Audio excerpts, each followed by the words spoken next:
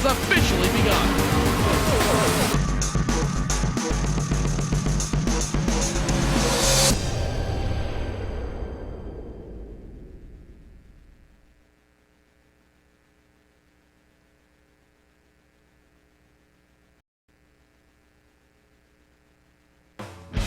The road to $10,000 runs through the Sin City. This is round number 2 of the NASCAR Peak Antifreeze Series, powered by iRacing at the Las Vegas Motor Speedway. This one's going to be exciting, folks. 167 laps to run this evening around the 1.5-mile oval. And we have a field of drivers coming off Daytona looking to put their skills to the test for this second round of the NASCAR Peak Antifreeze Series.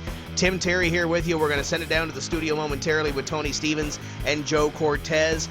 And gentlemen, when you look at the previous champions list of this race, you got Jake Sturgis, who's won this race twice, including last year. You got Marcus Lindsay, Brad Davies, and of course Sandeep Banerjee from Mumbai, India, won the inaugural race here in 2010. But those names, when you look at this series, you think Ray Alfala, Michael Conti, Tyler Hudson, guys that have been involved in this series for a long while. Those other names don't really come to mind.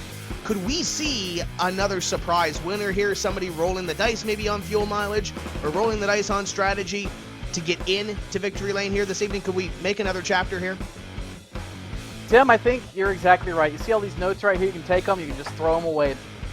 Do not mean anything when it comes to being here at Las Vegas Motor Speedway. So glad you guys could join us and welcome inside the PSR TV virtual studio. Myself, Joe Cortez, right over here to my left, and of course Tim already up in the booth getting all the notes that we're probably not going to use throughout the night, ready to roll. And I think, Tim, you're exactly right. And Joe, I think he's got a point. This race really does not lend itself to the stars of this series. Yes, the Nick Ottingers, the Ray Alfalas, the Chad Laughtons, all these big names tend to run well in this race.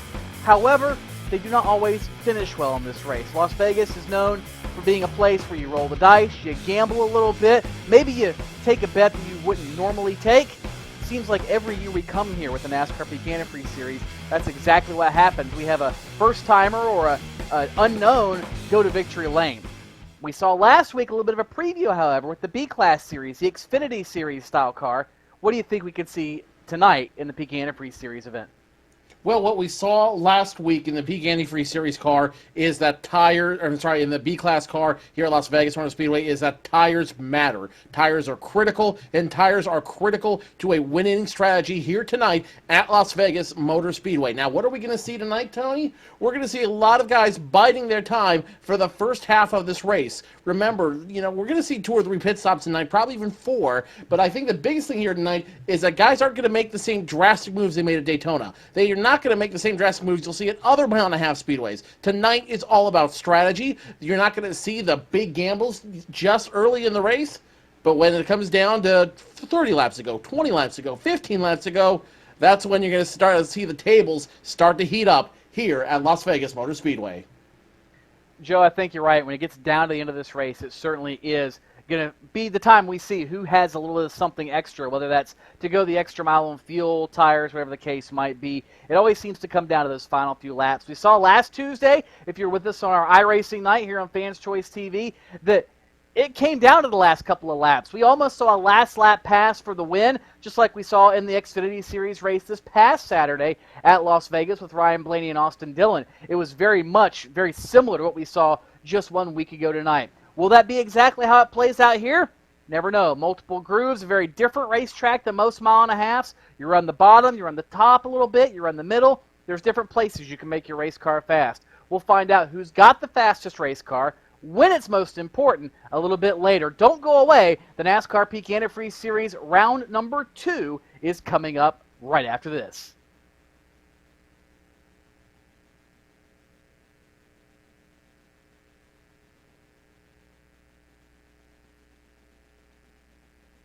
Sorry, guys. I never would have thought making duck calls would have stirred up this much excitement. No kidding. Got him coming up here. Shortcut time! That's what I'm talking about. You sure this is a good idea? Oh, yeah. I got this. I can't guarantee you how this will end, but Peak can guarantee your radiator for life. Introducing the Peak Run True Guarantee. Check it out at peakguarantee.com.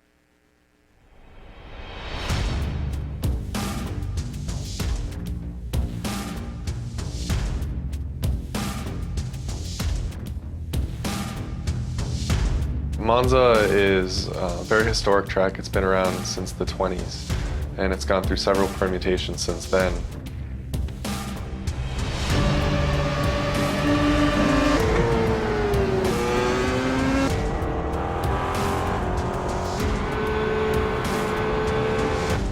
We're also bringing forward a number of configurations. So there's chicanes that they've installed since the track's early days. So they can use original, very high-speed configurations of the track where the cars would just blow through where the chicanes are today, or they could use a more modern version. So it's a pretty cool, compelling track.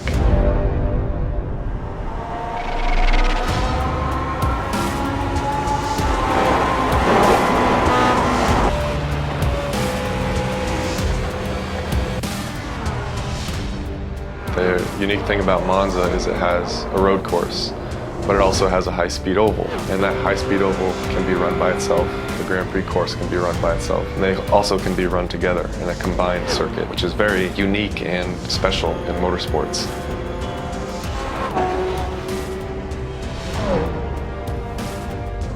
This was one of the more challenging projects that we've undertaken. It was essentially building two tracks in one.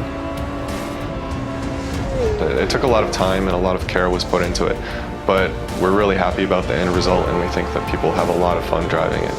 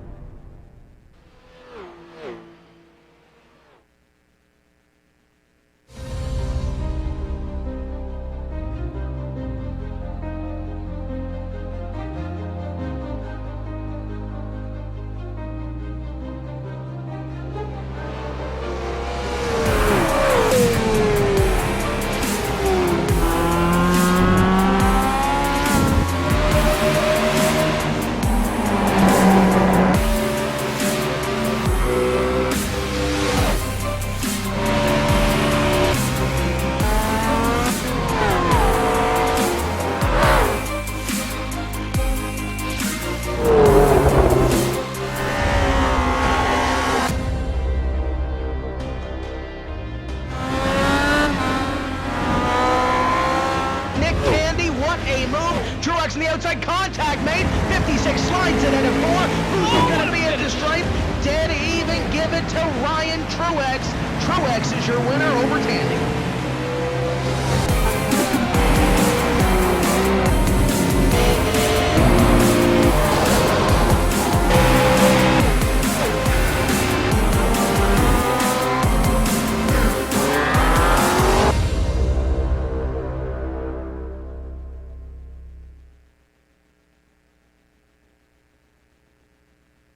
Welcome back to the iRacing Live and PSR TV coverage of the NASCAR Peak Antifreeze Series, powered by iRacing, round number 2 at the Las Vegas Motor Speedway. 2 weeks ago, Ray Alfalla took away the first win of the series at Daytona International Speedway. We're going to go down our starting grid in just a few moments' time, but take a look at the webcams that we have here this evening. We'll be looking in at Michael J. Johnson, driver the number 39, and your defending series champion, the number 5 of Michael Conti, who will roll off from position number 6. We'll look in at those as we go on this evening, but before we do throw the green flag, we're going to tell you who is starting where in round number 2.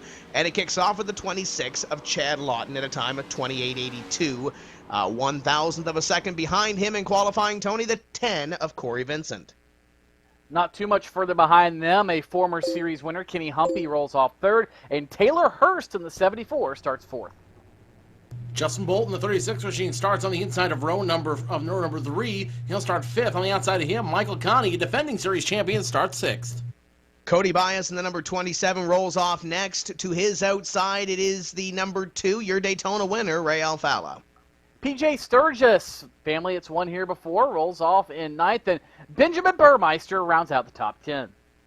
Matt Busa, 34 machine, will start position number 11. On the outside of him, it's a 13, Brad Mahar, position number 12. Last time we raced, he led the most laps at Daytona. Patrick Crabtree in the 15 to the outside. Another driver who had a great run at Daytona, Nathan Wise in the 24. David Rattler is in the 09, and Adam Gilliland in the Gary Mercer Trucking, number 8. Alex Warren, Alan Bowes, cars number 82 and 21 will start 17th and 18th respectively. We got the Segpay 32 at Danny Hansen to the outside. Your defending champion of this race, Jake Sturgis. Justin Trombley and Kevin King will make up row number 11. Brian Schoenberg, Ryan Lowe, your row number 12. Brandon Schmidt and Timu Ivan in your next row. Nick Ottinger also starting out up there at 25th spot. Brad Davies is in the 28th spot, right behind Timu Ivonen. Trey Eidson and Chris Overland will round out the first 30 positions here on the track. 31st, Brian Blackford in the number 1, Casey Tucker, 28. Landon Harrison and Andrew Fayash III rolls 34th. Tom Davis, Rob Ackerley, the next row behind them. Thomas Lewandowski, Tyler Hudson next up. Stephen Gilbert's in the 37, and Michael J. Johnson, one of our onboards, rolls 40th. Tyler Hill, Tyler Laughlin, and Brian Day round out the field of 43 here tonight, getting ready to roll the dice at Las Vegas Motor Speedway.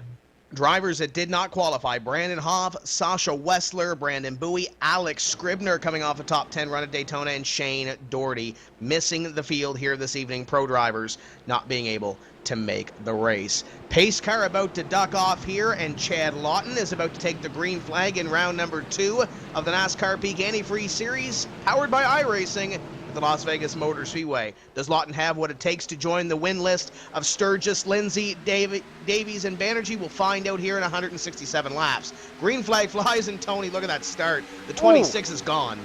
And Mike Conti just about turned himself off the nose of Ray Alfala as they were crossing the start-finish line. Luckily, that did not become an issue, and very quickly, as you said, out front, Corey Vincent looks like he wants to make things happen. He and Chad Lawton, the top two, as the field works their way into turn number 1, and very quickly, Joe, everybody, for the most part, in the top 15, single file as we complete lap number 1.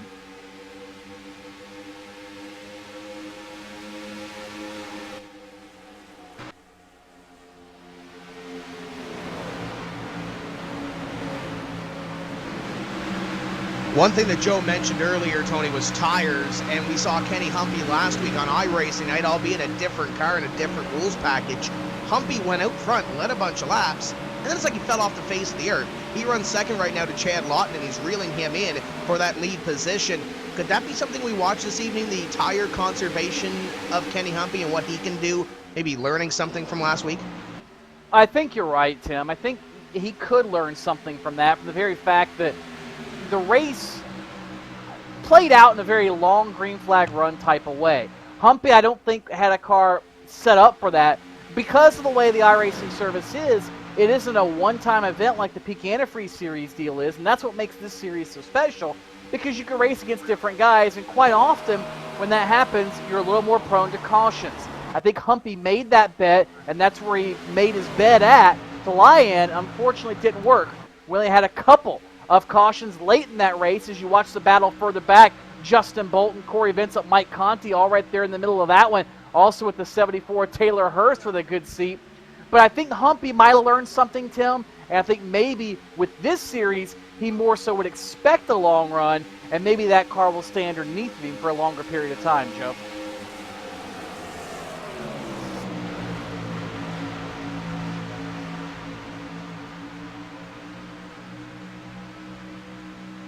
The 10 and 36 still side by side. Michael Conti, Justin Bolton, and it's going to be Corey Vincent in the middle of that mix. Now it's going to be, looks like the 36 trying to get the advantage down low.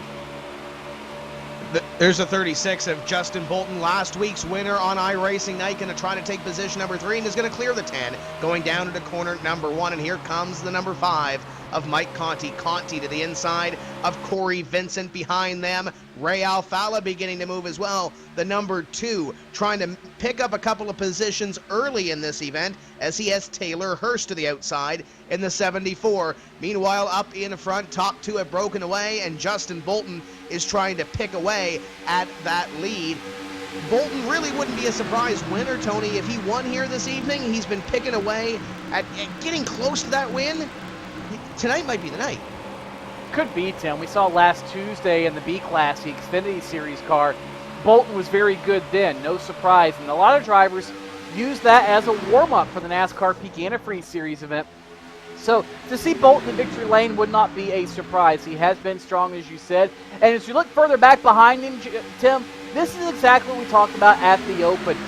This is a racetrack where you've got multiple grooves. It's a little bit maybe more advantageous to run the middle to the top in turn number 1. You run closer to the bottom in turns 3 and 4, but you can make multiple grooves work. And this is the fruit of that, Joe. As you are on board with Ray Alfala, you see Mike Conti trying to get by the number 74, Taylor Hurst, and neither one making a whole lot of headway. This is great racing back here for about 5th on back. Well, this is a tough spot for both these drivers to be in here, Tony, and this is it goes to show what you talked about earlier in the race. Las Vegas does have multiple grooves out there, and you see these guys taking advantage of all of the grooves of this track early on in the race. My only concern, guys, is how this is going to affect tire wear for each of these cars. As we said at the beginning of the show, tire wear is going to be critical for these guys. And the harder they drive these tires, the less they're going to have as they continue to run down the track. Last week's winner Ray Alfala, side by side with Michael Conti now battling for position number 6. Alfala's got the upper hand, and now PJ Sturgis in the INEX machine wants to get a piece of it as well. Yeah, the 2 car going to go upstairs in the number 5 of Michael Conti, and it looks like he might make that work as the 5 gets a little bit loose there through 1 and 2, and Alfala going to have the run off the corner. The 5 still there. No, the 2 going to shut the door. 57 of Sturgis. He looked like he was looking to the inside in the NX number 57. It looks like he's going to get there down the front straightaway. Sturgis to the inside, looking to pick up a spot. His brother has won here twice, Jake Sturgis, in the number 41 mid-pack right now. And Tony, we mentioned long green flag runs. We had a long green flag run here last week to kick off iRacing night. We've had some fuel mileage races here before at this Las Vegas Motor Speedway. Could that very well play out here tonight? I'm sure these guys are thinking strategy. It's like you read my mind. I've been thinking the same thing, especially talking PJ Sturgis. That's kind of how Jake won his 2 races, were the simple fact that he was able to outlast everybody, out-strategize them, and PJ Sturgis is trying to outspeed them and maybe out-strategize them as well. As you ride on board the backside of PJ Sturgis in the 7th spot, and look at Mike Conti all over the rear fascia of that race car. But yeah, Tim, you could go about 50-some laps, and the numbers I've heard, vary anywhere from 50 to 56 laps on the very extreme case. If you could do 56 laps, you can make this race in 2 stops. If you do anything less than that, you're going to have to short pit, pray for a caution, or do something extraordinary, Joe, to make this race work out in your favor. So the race is just long enough that you're going to have to do multiple stops, and that's one thing I think that's going to make this very entertaining as the night goes on. I think you're absolutely right. That's really what's going to make this race a lot of fun to watch as these guys try different things to start. Now, something else to consider here, though.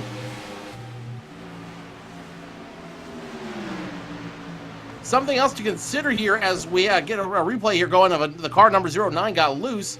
This race isn't won on lap 14. We still have a ton of racing left to go, guys. And for the 09, it's going to be a whole lot tougher. Yeah, tough right for that 09. We remain under the green flag here. Brian Day in the number 4 did not start the race, Tony. It looks like he is 7 laps down right now, and that's a tough break for that Plan B sales team. As looks like we got a battle for the lead starting to heat up here. Kenny Humpy has reeled in the 26 of Chad Lawton. And we talked about Bolton making that move for 3rd. He hasn't been able to make any inroads on that battle for the top spot. And actually, he's bringing Corey Vincent along with him. But this is the battle up front for the lead as Kenny Humpy puts a little more pressure on Chad Lawton for that top spot. This time by 15 laps completed. Race is clicking by in a hurry, Tim. 15 laps complete of 167 already. Seems like we just started this race 2 laps ago, but we didn't. It's already getting deeper and deeper into a fuel run. About a third of the way, maybe a little less than that, into a fuel and tire run. So we're starting to see who's going to have something and who may need to work on the race car a little bit. And so far, Humpy and Lawton, very, very stout. But as you said, Bolton, Vincent, even Taylor Hurst back there, just inside of a second and a half from the lead. They're starting to maybe make their presence felt just a little bit as the entire field is beginning to stretch out. And I think, Joe, now's the time, if you've got anything, you kind of take a chance of maybe play around a little bit. You're not in quite as tight of a pack. You know you're going to have to come to pit road here in another 40 laps or so. Do you start experimenting a little bit just to see where that race car is, and is it going to work, you think? I wouldn't, and I'll tell you exactly why. Races are won and lost on pit road. We see this happen all the time. We saw it happen last week when we were with the B-Series car at Las Vegas Motor Speedway, the Xfinity style car, if you will. And this week, I think it's going to be no different. I think this race is going to be very single file, as you see it is right now. All the drivers running through the field single file. I think right now it is bide time, wait in line, and see what happens as the race goes on. Don't do anything crazy yet. Just kind of see how the car is, see how it works in traffic, and then if it feels weird or if you feel like you can do something else with the car, that's when you, at the first pit stop, that's when you make those adjustments. Speaking about adjustments, as we keep a half eye on the battle for the lead, I want to go back to Mike Conti in the number 5 because he started up in position at number 6. He's back to position number 10 and falling backwards as Brad Mahara is right on his back bumper looking for position at number 10. And Tony, we talked about at Daytona the changing of some teams. We had Slip Angle Motorsports, we had Drill Isle, J-Show obviously merged with Drill Isle. There's a technical alliance between Slip Angle Motorsports and LRM. Had some guys change some teams, let's say, and the 5 of Michael Conti lost his teammate per se, Brian Schoenberg, that they worked real well together last year. But now Conti slipping back here. Is this something that maybe the Drill Isle might have missed their setup, at least on the short run of this race? I don't know, Tim, and I was wondering about that because I watched Michael Conti earlier racing so hard underneath of Taylor Hurst and others, but I almost wonder if he didn't maybe punish those tires a little too much, and now the car is not going to be to his liking until maybe he gets them cooled down, they get a chance to come back, and the rest of the field gets a chance to burn some of their rubber off. And you got to remember, I mean, Mike Conti is a series champion. He is no slouch. He knows how to play the game. He knows if he has something good, that he doesn't need to burn it all up in the first 30 laps of the race. But he also knows if he doesn't have a good race car, how to maximize what he does have until he can get a chance to make adjustments. And there you see Brad Mahar, the TimsCorner.ca car, going by once again. And just ahead of him, another car starting to move his way forward, Matt Busa. He started back in the 11th spot. He now trying to make a pass for 7th. That's 4 spots in the opening 22 laps. Matt Busa is going the right way forward. And further back, guys, we haven't really given him any camera time yet, but keep this one in the back of your mind.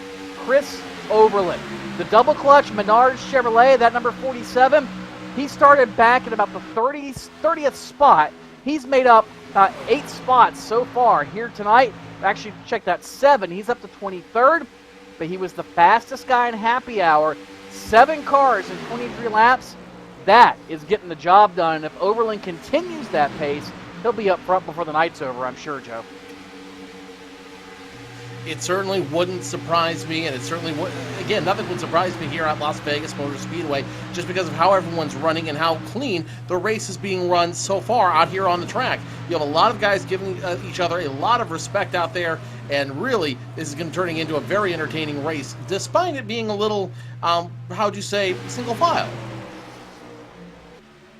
Yeah, there's a lot of these guys just trying to find that spot in the line and ride towards that first pit stop. And then there's guys about the middle of this pack that are trying to push a little harder to get up to the front of this field. 27, Cody Bias on the inside of the 57 of PJ Sturgis to move Bias up to position number 8. And here comes the 13 as well. Looks like the 5 might be moving a little bit backwards as well.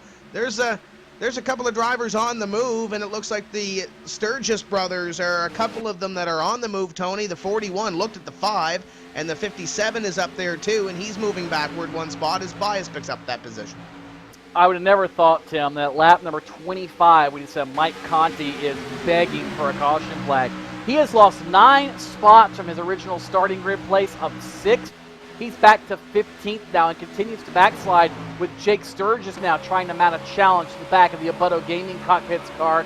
So Sturgis doing a good job, and for that matter, both Sturgises are doing a good job. PJ in the top 10, but I wonder now if he might be in the same boat as Mike Conti. Either the car going away, the setup not quite there, or maybe having burned the tires off a little prematurely and now trying to hold serve the best he possibly can until he gets a chance to come to pit road. Another comer and goer, in this case a comer, would be the 05 of Nick Ottinger. He was mired deep in the field. He's up 6 spots already.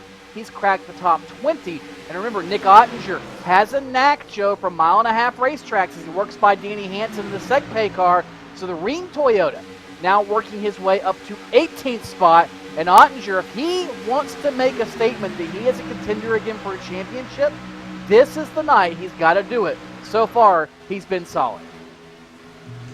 You took the words right out of my mouth there, Tony. Nick Ottinger knows how to work these kind of tracks. He knows exactly how to make the mile-and-a-half work for him. I go back to 2013 when Nick Ottinger won over 6 races, and you look at those races that he won. Texas was a big one for him. Kansas was a big win for him. Kentucky Speedway was a big win for him. All mile-and-a-half tracks, which makes for some very good racing, which makes for him very viable to win this race if he's got the right setup underneath him. And the one thing we should mention as well, for guys like Conti and Ottinger, who you see on your screen there, the 05 and the 5, there's one drop race in this series within the first 12 races. So you're allowed to drop your worst finish of those 12 races. Conti didn't have the best of luck at Daytona. Ottinger ended up in the back as we have a new leader up in front. It's going to be Kenny Humpy go to the lead position over Chad Lawton. These guys, Tony, with the competition that's in this series, really cannot afford another bad race. And it's race 2. We really shouldn't be able to say that. But they really can't afford a bad race because the competition in this series is so stout. And if you want to get involved in iRacing, we got a great deal for you, Tony. PR-2015 PSR TV when you go over to iRacing and sign up. And I know, Tony, you've been looking at that deal over there if you were a new member. That's a great deal, isn't it? Yeah, Tim, it's a great deal when you look at it. It really makes it a couple of bucks as you'll watch the pass for the lead once again. You see how Kenny Humpy got around Chad Lawton, and now he's starting to extend that lead ever so slightly. But yeah, if you want to be the next Kenny Humpy or Chad Lawton or any of these guys, or even if you just want to be the equivalent of a weekend racer hero within a private league, or just make laps on whatever racetrack around the world that you want to do, that's how you do it, Tim. As you see the pass for the lead once again, they're in the box. But like for instance, Monza's coming out here in a matter of days, a matter of a couple of weeks maybe. The new Camping World Truck Series models, the Chevrolet Silverado and the Toyota Tundra are coming out. And I'm sure iRacing's working on the Ford one in the background as well. But that's all going to be out tomorrow, or at least the trucks are for sure. Monza could be out tomorrow, might be out, and I mean, told Monza might actually be out tomorrow as well. So all kinds of cool stuff that you can do just from the comfort of your own home. And, you know, it's amazing, Tim, what you can really do with this. Years ago, to think our idea of racing was an arcade game, and now you have professional drivers training on this. That's just amazing. As the battle for third begins to heat up once again, Justin Bolton, Joe, he's under fire from Taylor Hurst. All this is happening about 2 seconds behind the lead. Did you forget the spring for your clock there forward, Tony? It sounds like you're missing a couple things. Well, last I heard, when I looked on the forums, Monza was probably a couple of weeks out. I know they beta tested it on a live stream today, and I'm being told it might even be out with the new build tomorrow. So I guess that means it's a lot closer than we thought.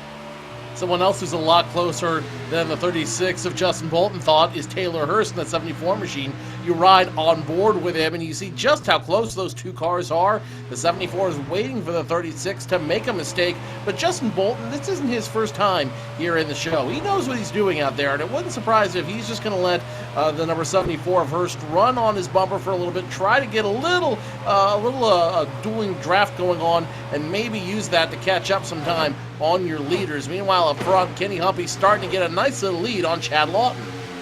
The 2-car of Ray Alfala on the outside of the 34 of Matt Busa. Could this be the tires catching up possibly to the 2 of Alfala, because the 34 wants to move ahead. The 27, the 13 tucked up behind him, and they're looking to dispatch Ray Alfala back a couple positions. Your point leader and former 2-time champion of this series on the outside of the 34 of Matt Busa, and here comes Bias trying to sneak his nose in this battle as well. We will complete 36 here, and the 01 is around. Caution flag is out. Tyler Hudson has gone around uncharacteristically on the back straightaway. Looks like the 01 kind of got in the outside wall right behind the 11 of Brad Davies and looped it down on the apron. Minimal contact with Davies and the wall, but unfortunately the Mississippi driver has gone around here, Joe, and that is a welcome sight to a lot of guys, namely Mike Conti, who is just begging for a yellow flag. He gets it, as do a few others. Pretty sure everybody's going to be on pit road. That certainly wouldn't surprise me. Taking another look at this incident, it looks like the 11 of Brad Davies saw the 01 of Tyler Hudson coming. And it looks like the 11 might have got a little bit loose, trying to overcorrect, trying to hold off the 01. Nonetheless, got it in his line, and that's looped the 01 around to bring out that caution flag. So now everybody is going to buy that man a drink, because pit road's about to be a very, very busy place, and nobody is more happy to see it, like you said, Mike Conti. But it wouldn't surprise me if you see more than one wrench being inserted into a window down on pit road. There's a second incident after the caution flag comes out between the 9 of Tyler Hill and the 39 of Michael Johnson. I'm not sure if we can get that replay now or we'll wait after pit stops. But there's another incident, Tony, that it looks like the awareness possibly in a couple of those race cars was not very high, or the spotters were not on that one there just after they pass that wreck. 9 and 39 get into it, but everybody now is on pit road waiting to get service to their race cars. Chad Lawton and the 58 of Kenny Humpy have been the battle so far up in front through the first 38 laps of this one, and we'll see who has the quickest pit crew to get them out off pit road first. I don't think we'll see anything except 4 tires, a tank of virtual Sunoco fuel, and maybe a few wrenches inserted in the back windows of these cars to make some adjustments, tire pressure or otherwise. Certainly some drivers crying, begging for adjustments like Mike Conti. And yes, 4 virtual Goodyear Eagles and a full tank of fuel. Looks like Lawton might win the race off pit road. We'll get a check on that. Humpy, Taylor Hurst going to be 3rd, followed by Justin Bolton, Matt Busa, Ray Alfala, Corey Vincent, and others. No real surprises inside the top 10, Joe. And it looks like everybody now is going to have to make this race on 2 more stops. Let's not go that far just yet. Cautions breed cautions. Let's go now, but before I get to that, let's go back to that incident with the 9 of Tyler Hill just a moment ago, and you see just what happens there. I think you're exactly right. There's a little bit of spatial awareness that's missing there between both of those drivers. The 38 comes out of nowhere. The 9 checks up for the incident. The 9 checked up hard with everybody else around him going around. That caused the 39 just to get sideways. And the 39 will back off. Good news is no terrible damage for either one of those drivers. Bad news is, though, you're going to have 2 drivers on me hold some frustration for the rest of the evening. But back to my original point here, real quick, I don't think we're going to see just 2 more stops, Tony. I think cautions breed cautions, and when every caution flag comes out, everyone's coming down pit road. Yeah, it looks like the 89 of Landon Harrison barely got by that as well. Give a shout out to the JDR graphics car there. You look at the 39 of Michael J. Johnson. It looks like we've lost the feed to the webcam for Michael J. Johnson, but those are drivers that are going to have to make their way up from the rear of the field to the front of the field. Michael J. Johnson, after the pit stop, currently scored in 32nd position. Tyler Hill 2 spots up in front of him, and Landon Harrison just in front of the number 9. So I don't think anything else, Tony, is going to transpire from that. Tyler Hill slowed up for that wreck, and as you looked at that replay, the 89 goes by, and the 39 tries to go by on the outside line and goes into the corner, and that little contact happens. But I don't think anything will transpire. I don't think any of those guys have hot heads. But then again, it is early in the season, right? It is. You put that one in the memory bank and you go, I will remember that when you need a break at some point later this year, maybe even later tonight. And, of course, Tyler Hill, proven winner. He knows how to win races. He's won a Pro Series race at Charlotte Motor Speedway. He's been a front runner in that series before jumping up here to the NASCAR Peak Antifreeze Series. And no surprise either, of course, his family. Timmy Hill, the NASCAR Sprint Cup Series and Xfinity Series driver, well, that's his brother. So, obviously, some success in motorsports rolling through the blood vessels of Tyler Hill and that entire family. So he knows how, in fact, to get the job done. Looks like the lights are out around the speedway, so that means, Joe, next time around, we'll be going back racing with 41 laps complete, already quarter distance here at Las Vegas. Quarter distance done, but the racing is just heating up here at Las Vegas Motor Speedway. It'll be Kenny Humpy, Chad Lawton on the front row, Taylor Hurst, Justin Bolton behind him, Matt Busso, Ray Alfala, row number 3, Corey Vincent, Brad Mahar, row number 4, and 2 Cody Bias drivers. Cody Bias, Adam Gilliland will restart in the top 10. So you've got a lot of different drivers, a lot of different allegiances, but I think one thing's for sure, Kenny Humpy, Chad Lawton, those 2 drivers are the ones that everyone's going to have their eye on when we go back to Green Flag Racing.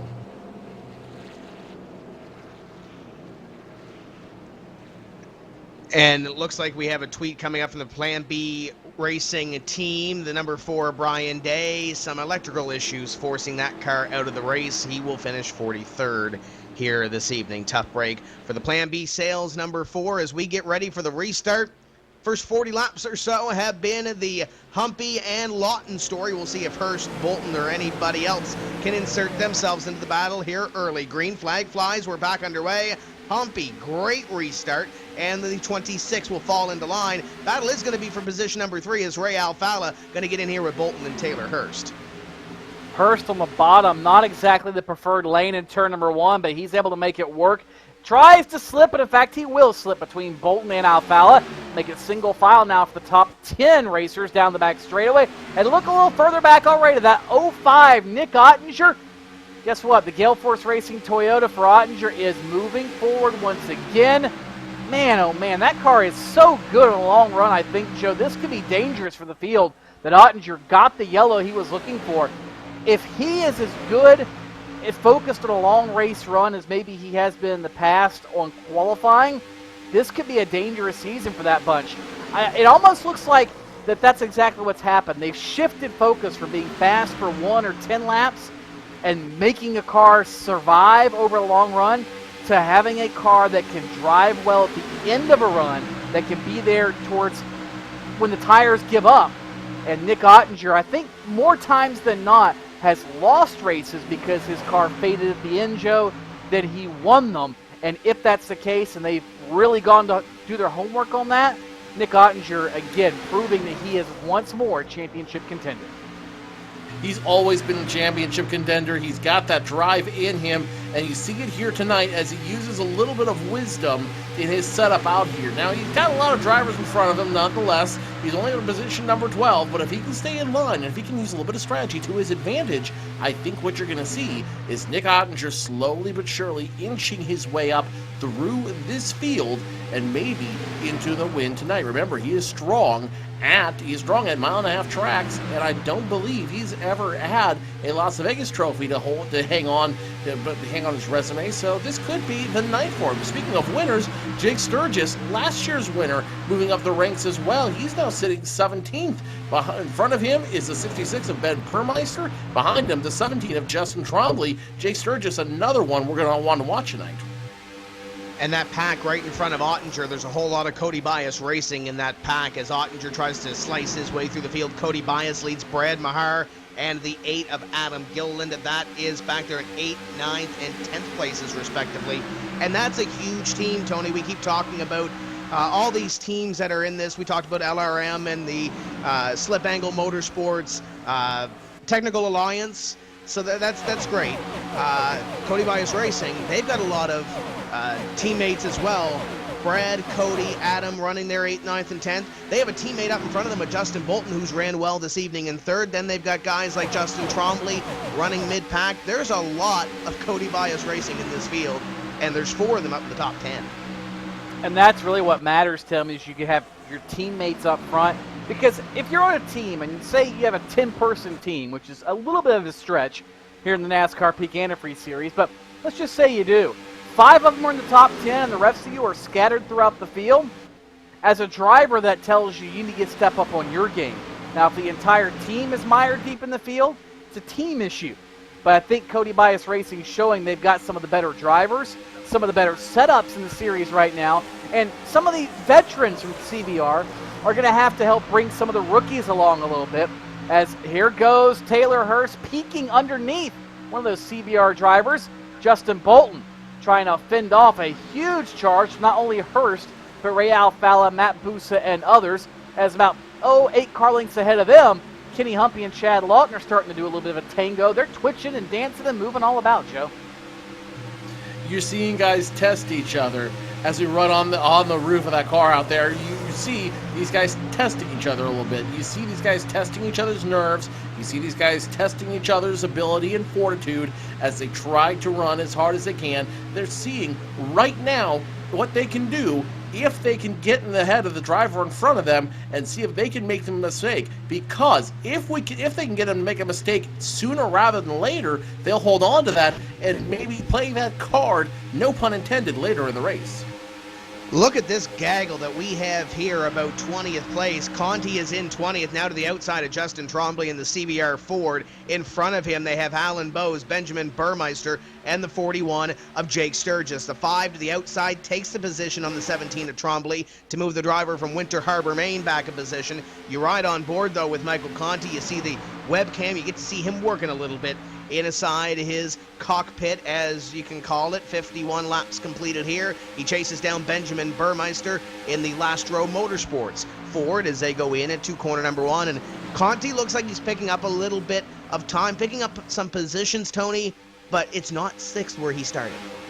No, and he's not moving forward at a really breakneck pace either. He's just kind of mired back there now, just inside the top 20. He restarted outside the top 20, so he's going the right direction, but it's taken him a while. So it makes me wonder if whether he overtaxed the car early and doesn't want to do that now, or simply if that car was that far off and he's trying something different to get it back to where it needs to be. Either way, they're scratching their heads in the 5 pit, and that's probably not a good thing.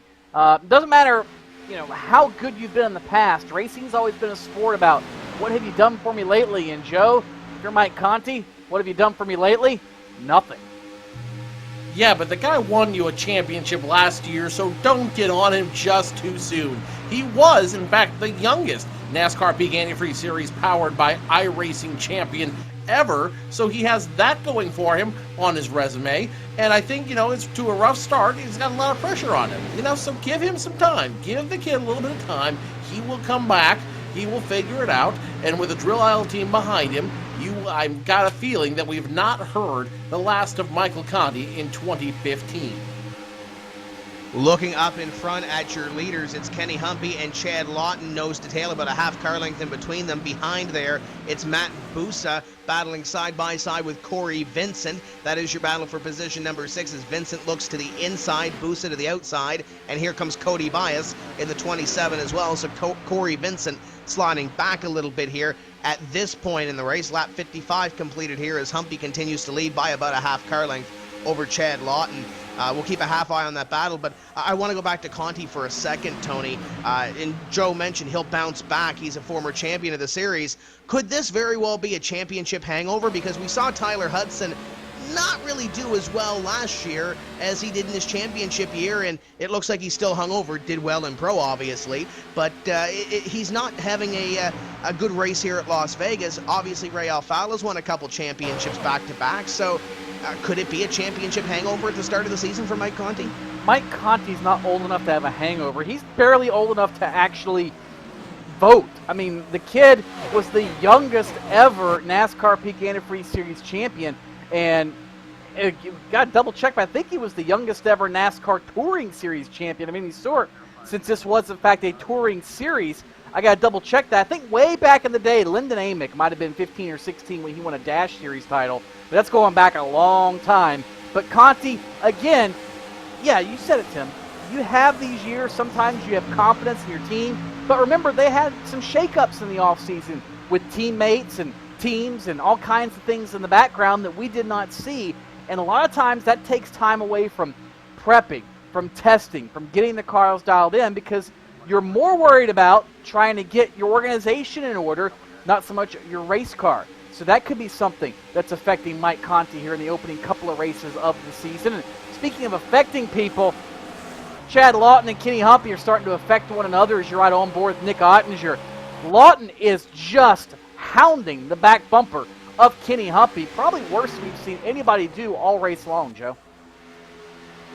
Again, this is the mind games. Now the psychology begins here at Las Vegas Motor Speedway. These guys are testing each other out, testing the fortitude of every single driver out there to see what they can do and how they can do it on track. Remember, a mistake now could hurt later in the race. You see, as you look at the 26 machine, you see his Twitter out there on the back of his car. Don't forget to join us on Twitter. Use a hashtag NPAS on Twitter. That's hashtag NPAS to run, to engage with us on Twitter. Talk about this race. It should be a good time.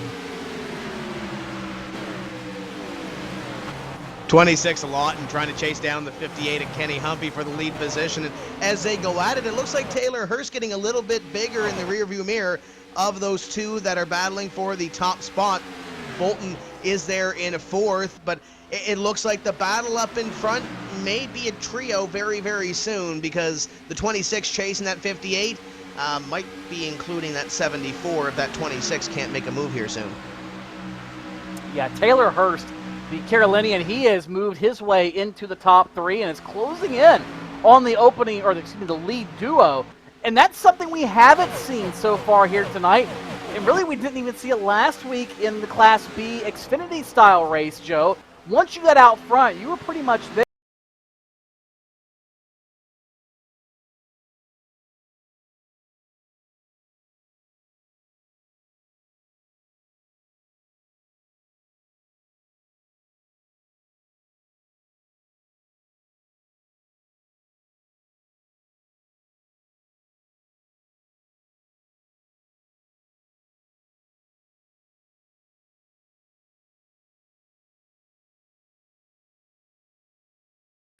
It's way too early to go all in. If he was a lap down, if he was further back in the field, sure, throw a little bit more money on the table, see where it lands, see where it gets you. But this is way too early to start throwing your chips around and start trying to figure out how much more you can push out of the car, because the more abuse you give it now, the harder it will hurt later down the line. So if I'm Taylor Hurst right now, with still over 100 laps to go in this race, I'm riding right now. I'm just running slowly around this track in order to see what happens with the two guys up front, and seeing what I need to do to keep up with them. Looking back here just outside the top five, and it might not be outside for long, Matt Busa in the number 34 chasing down Ray Alfala in the number 2. There's a name that's been consistently in the top 10 all race long, Tony. Busa trying to push a little bit harder here to the front of the field on lap number 65, looking at Ray Alfala for that 5th place spot. Could Busa possibly be a name that adds himself to the list of Sturgis, Marcus Lindsay, Brad Davies, Sandeep Banerjee, as obviously he's been near the front of this field before. He's been to the top end of this NASCAR Peak Antifreeze series, but could he be a name that we add to this Las Vegas champions list? It's very possible, Tim. It really, really is. And like you said, Busa is no stranger to the front of the field. I mean, he's run well. He's contended for top 5s, top 10s, and the occasional podium or even a win here and there. It might be a little surprising, but I really think in the grand scheme of things, it really wouldn't be. He's due. I mean, he's had good runs. He's been on the verge of a breakout performance. This could be it. This could be the time where he's able to spin the roulette wheel and finally the ball lands in his slot, the one that he put all of his chips on, and that could be here at Las Vegas when it happens. But the problem is Ray Alfala's in the way right now. We know very good and well, Joe, that Ray Alfala does not like to get past. Ray Alfala does not like to get past, not in the least. But again, this is, he's having a good season so far. Granted, it's only one season, or one race, I should say. He's already won it. But these things snowball. These things continue to build. And right now, I think Ray Alfala, if you want to talk about having a reverse hangover, you're seeing it in Ray Alfala. He won Daytona. He's right now running 5th at Las Vegas. He's running strong right now. I think he's looking at his next championship. So your top 2 now breaking away a little bit more from the 74 of Taylor Hurst. Bolton in position number 4, and I don't think we've heard the last of Justin Bolton yet this evening either. Ran strong last week, won the iRacing night event. and was good on the long run. So I think Justin Bolton might have something here, albeit we still have just under 100 laps to go. We're working lap number 69 of 167, 21 and 29 we're watching. I believe that is Alan Bowes and Kevin King. Alan Bowes in the back bumper of the number 29 of King, the 41 and Jake Sturgis a part of this battle as well. This is back around 14th, 15th, and 16th. A couple of guys moving a little bit closer to the front of the field, as Sturgis may have missed his mark there in corner number 1. He's going to fall back a car length off the 21. Might have, Tim. And whoa, hello, Sturgis just decided to go ahead and pull down and let Justin Trombley go by. That was rather unexpected, but not a surprise. Remember, it was this time about a year ago we said, what's wrong with Jake Sturgis? Why is he falling through the field? Oh, well, must not be his night. And what happened? He was able to outgun everybody on pit strategy to win the race. Don't think he's quite there yet, but I wouldn't rule anything out by any means as you're right on board the rear deck of Alan Bowes in the number 21, and you see Justin Trombley starting to close in. That's the battle for the 15th spot as they work into turn number 3. Leaders all there about 5-6 seconds ahead of this battle as the field's starting to get a little strung out. A lot of little pockets of racing around the racetrack though, Joe. This is where we play the conservation games. This is where you see everybody just kind of taking their time on track. No urgency to pass anyone, mostly because it's all going to get bunched up and shuffled up when we go back to pit road in a few more laps. Let's go take a look at the 29 and 57 right now. PJ Sturgis getting passed by the 29 of Kevin King. That will move him up to position number 13, move PJ Sturgis back to position number 14. Alan Bowes, Justin Trombley in that group as well. Battle for 5th heating up. We just saw Matt Busa pass Ray Alfala for position number 5. And how about the 27 of Cody Bias? Where did he come from? To the inside he goes on car number 2 of Alfala's. We have a spinner off corner number 2.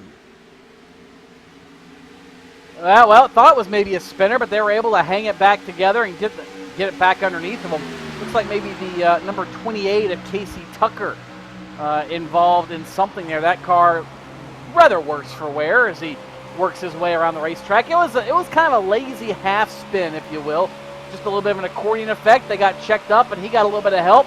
The apron, though, helped him to save it, as you see there in the box. Crunched up the number 28 Ford, though, did Tucker, and that's really going to affect him, Joe. Tough break for Casey Tucker. And, in fact, going to work around another one of the cars that are out there. That's the 09 of David Rattler, who had issues earlier. So a couple of cars crunched up. In fact, Rattler coming to pit lane now in his 09, unscheduled stop for that group. So David Rattler's night has gone from bad to worse, all the way back in the 39th position, though he was on the lead lap. Meanwhile, up front, that battle for 4th and 5th we were looking at, starting to get heated up once again, but not for 5th, more so for 6th. Cody Bias, Ray Alfala, Corey Vincent, they're all now in the thick of it, and I think maybe Ray Alfala is falling victim to Kenny Humpy's syndrome from 1 week ago. That 2 car is nowhere near where Ray Alfala wants it at the end of a run, it appears. Another car that's going to suffer as a result of that incident is the 22 of Rob Ackley. The MBD Toyota has had damage on the front end and the back end of that machine. Currently running position number 32. He's going to need an extended stay on pit road in order to fix that damage on his car, as now it looks like the battles are starting to heat up around the track. Now as these guys get to the end of their run, you're starting to see them flex their muscle just a little bit because every position counts. Car 210.05 going at it, and I believe the 13 of Brad Mahara is a part of this battle as well.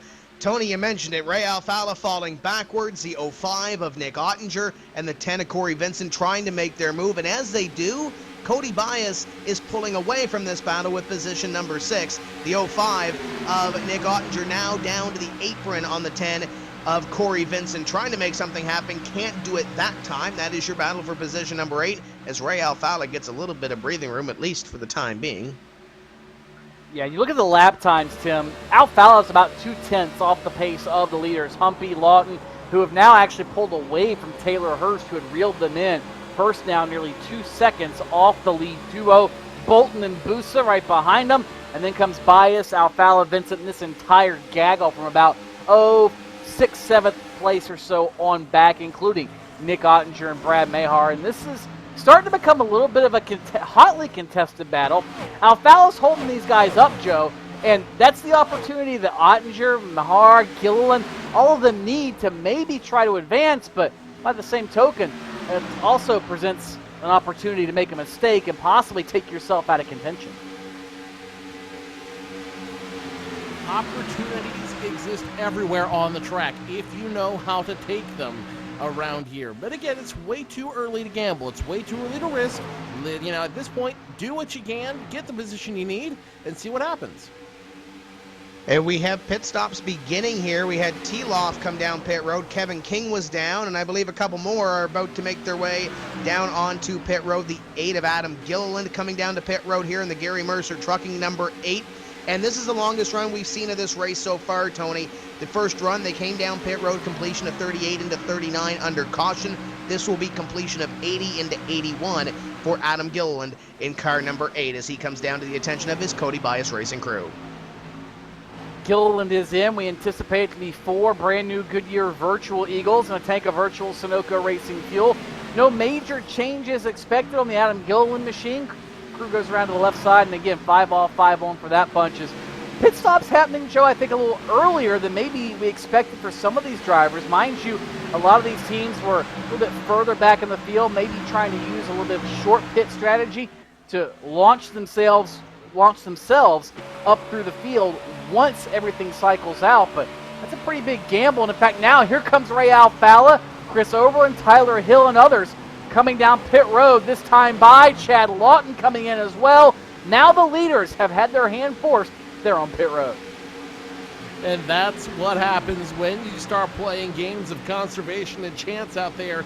You start seeing what everybody else is made of. Ray Alfala, you see what he's made out of as he comes down pit road. Justin Trombley joins him. Chris Overland joins him. Ryan Lowe now comes down pit road. Tyler Hill on pit road as well. And the 26 of Chad Lawton, as you heard, he is still on pit road. 4 tires, full tank of fuel for him. The right side, or left side, as they go up this time by for Chad Lawton. Drops the hammer. Great stop for the 26 team. They're down and away.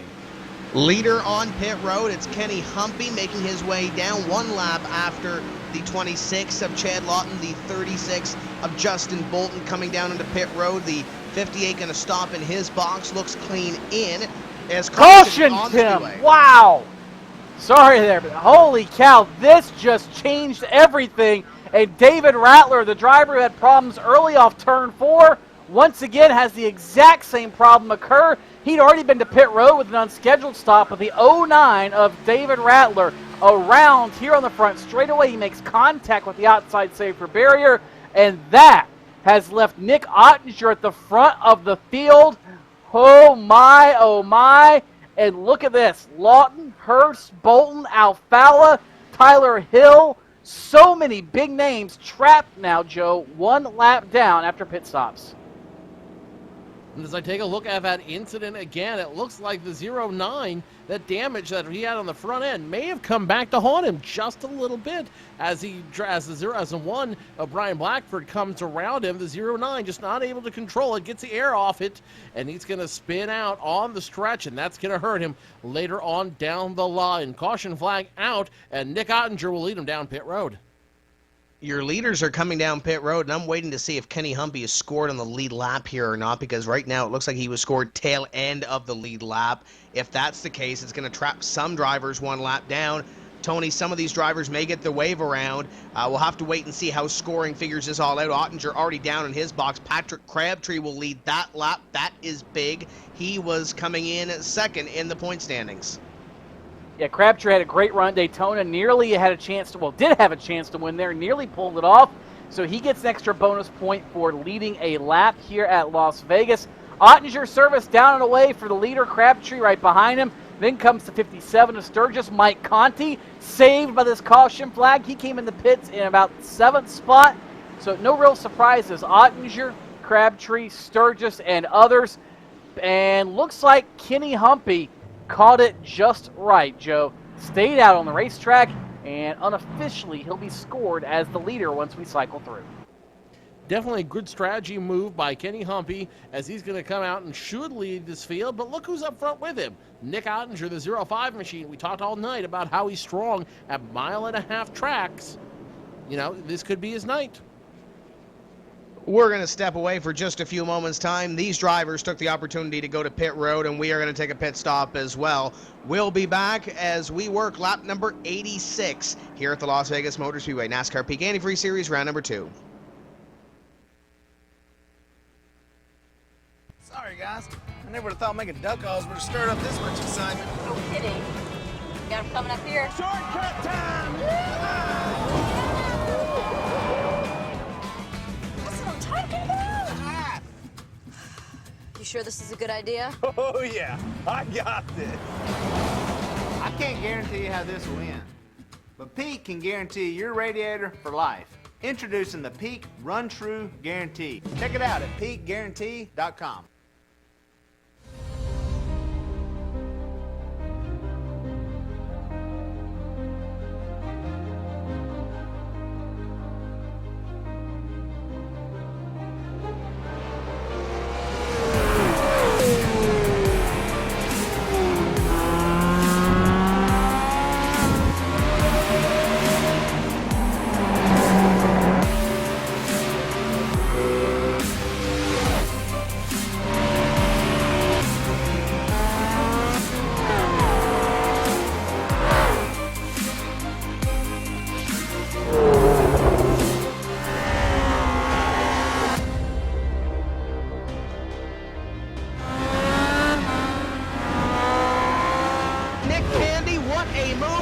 On the outside, contact made. 56 slides it into 4. Who's going to be at the stripe? Dead even. Give it to Ryan Truex. Truex is your winner over Tandy.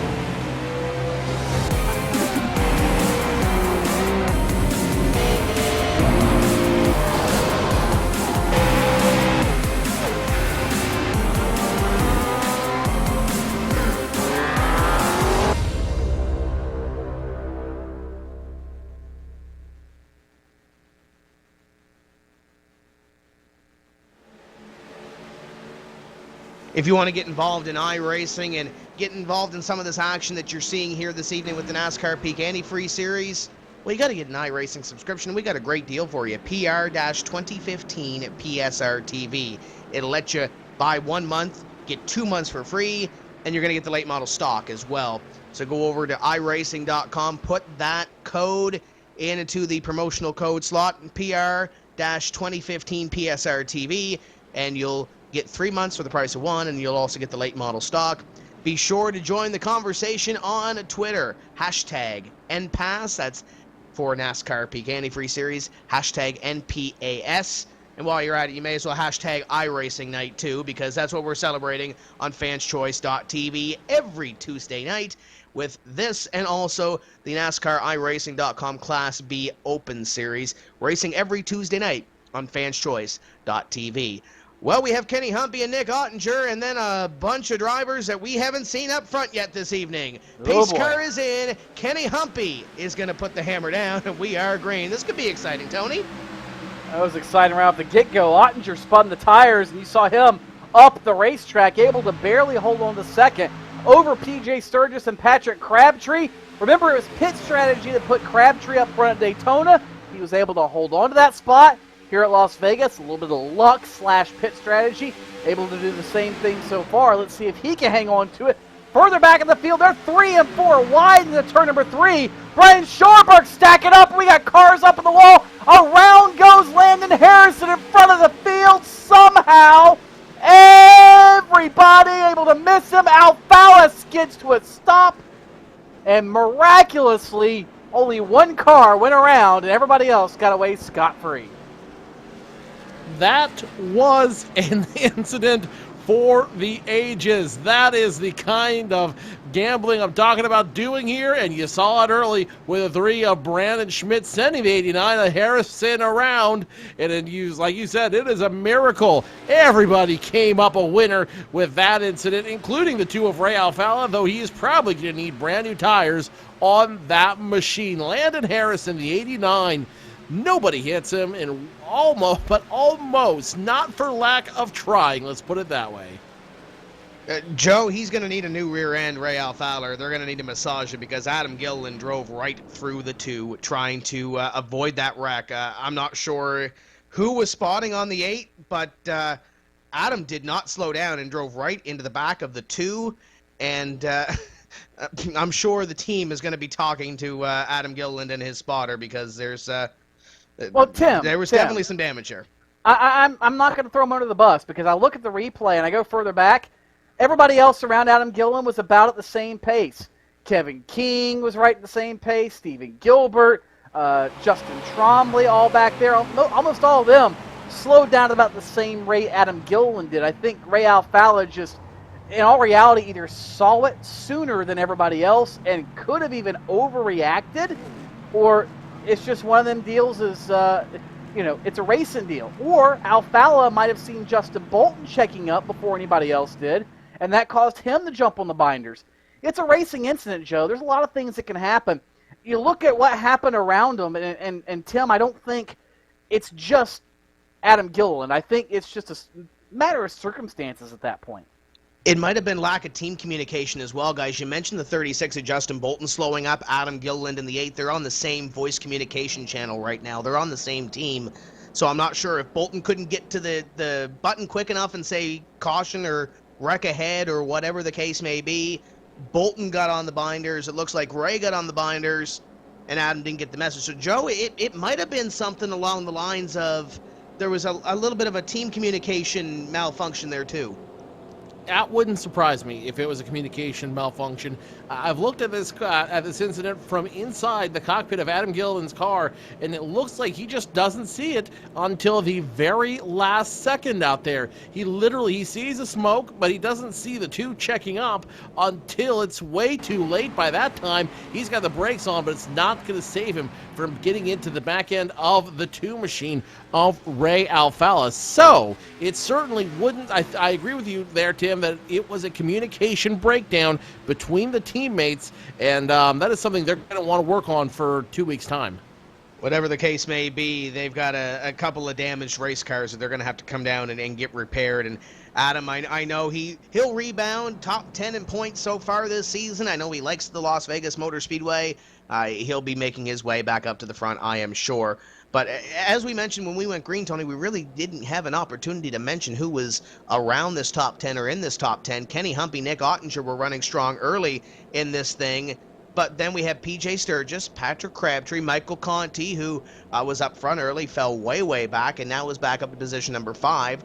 Trey Eidson, Danny Hansen, Jake Sturgis, Alex Warren, first time we mentioned that name all night long, and Benjamin Burmeister in your top 10. So there's some drivers and some names that were hanging around the top 10.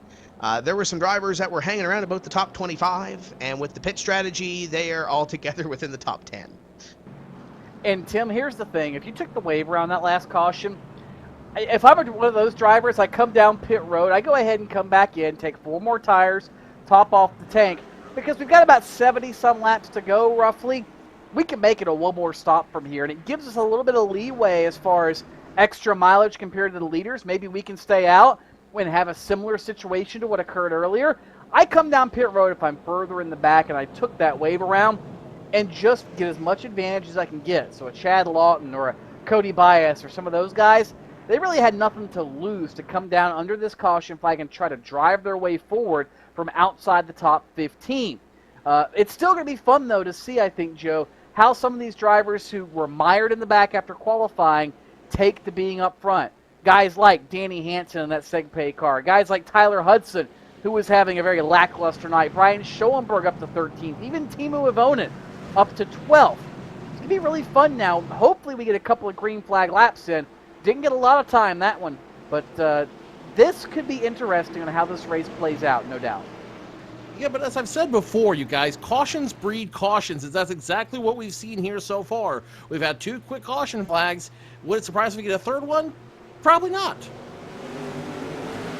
Pace car's in. Green flag is going to fly right here. And you saw coming to the green flag that Ottinger was trying to play a little bit of games with Kenny Humpy, trying to keep up with him and falling back a little bit on that outside line. Coming to the green flag, he's now even with him, about a a half car length there as the 05 fights back on the outside line. It looks like they're going to be even coming out of corner number 2, and the 05 nearly got into the fence, and looks like Humpy's trying to push him up a little bit further up that racetrack, Tony.